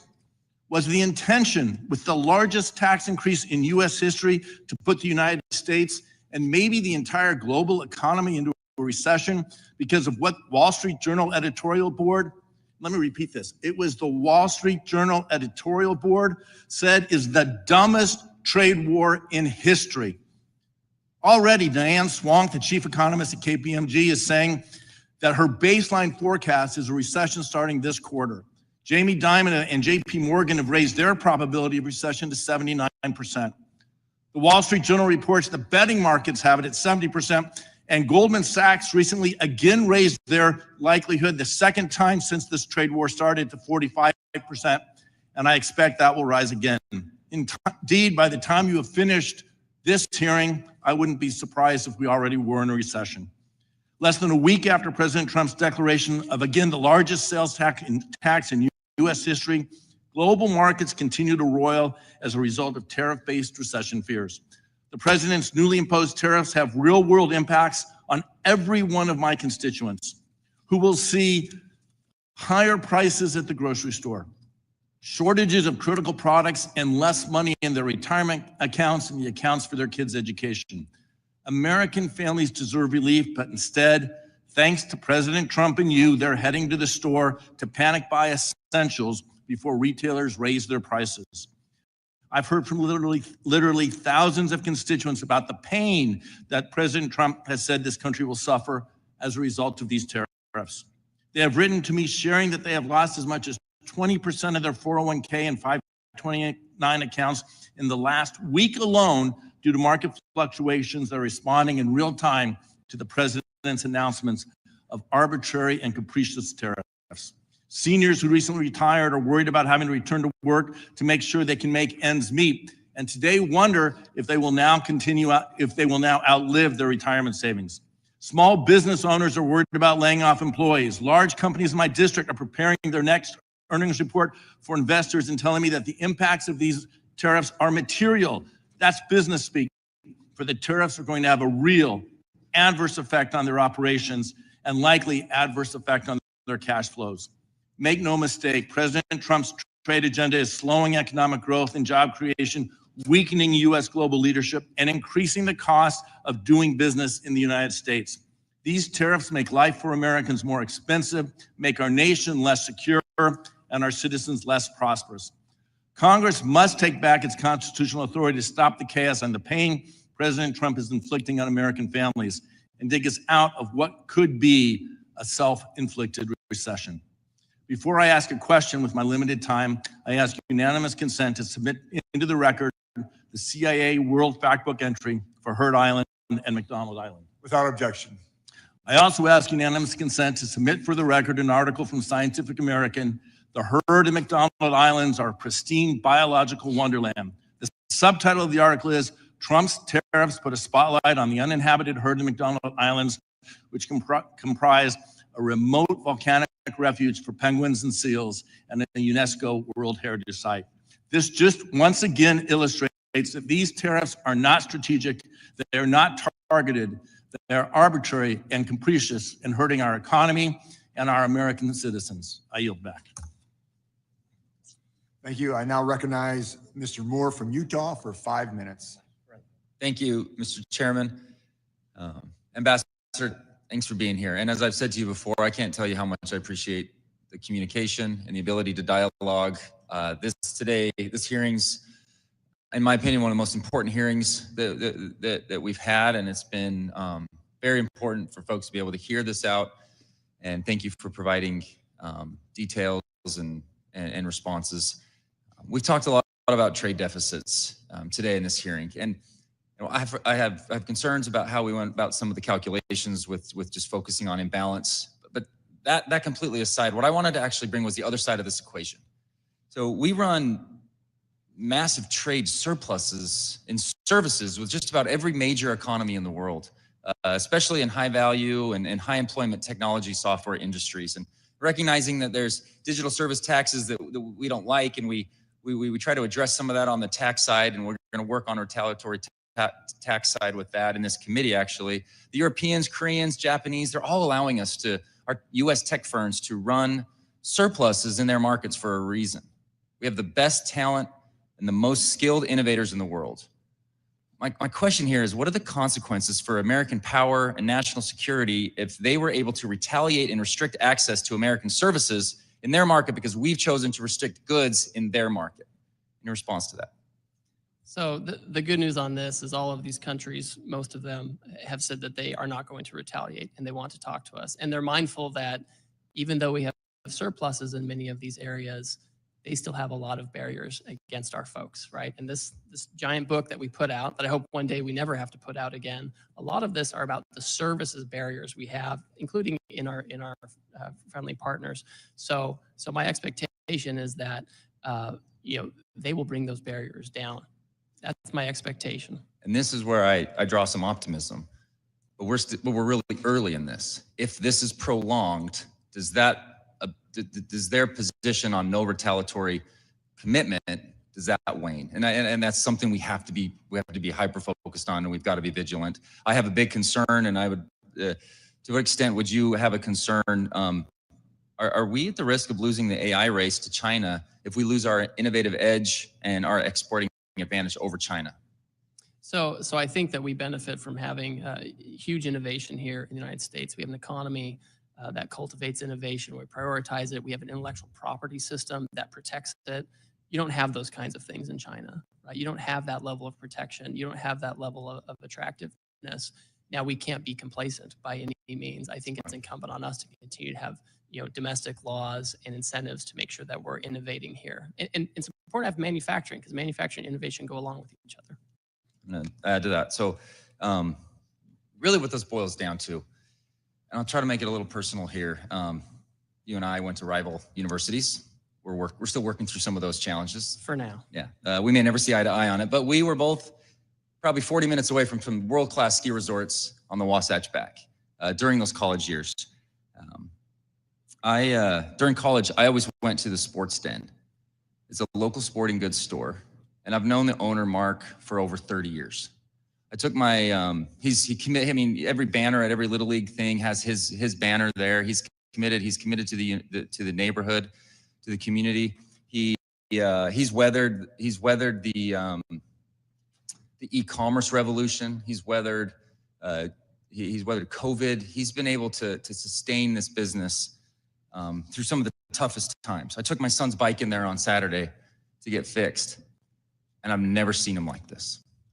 I've never seen him so anxious, so nervous about what's going on. He pointed to everything in his shop.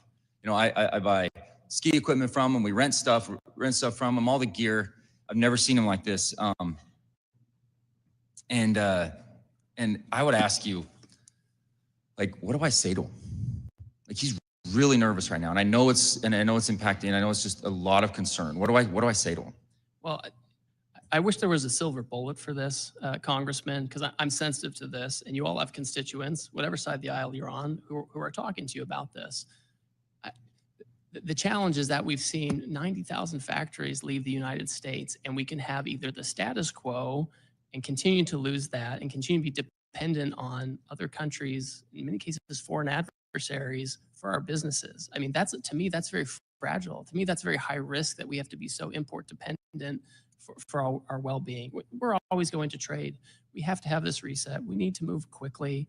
We have countries in right now trying to negotiate their way to more reciprocal trade.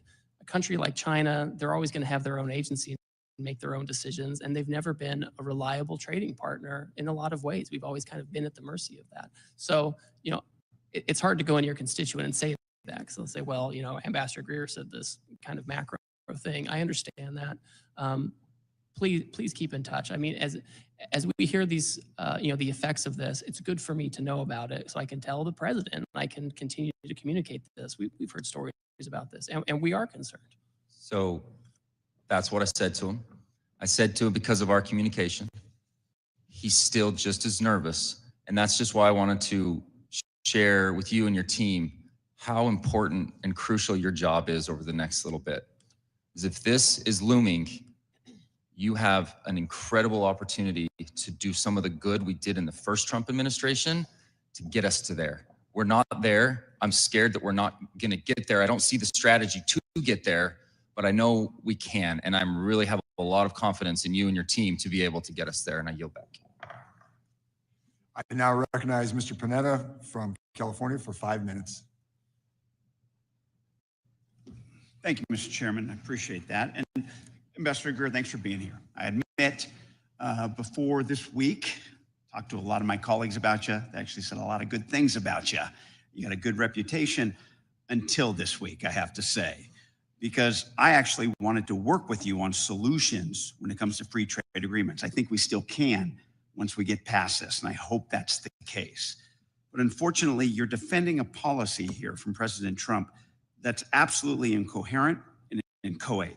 It's a self-imposed tariff regime of 10 times the amount of tariffs that were in place before this president took office.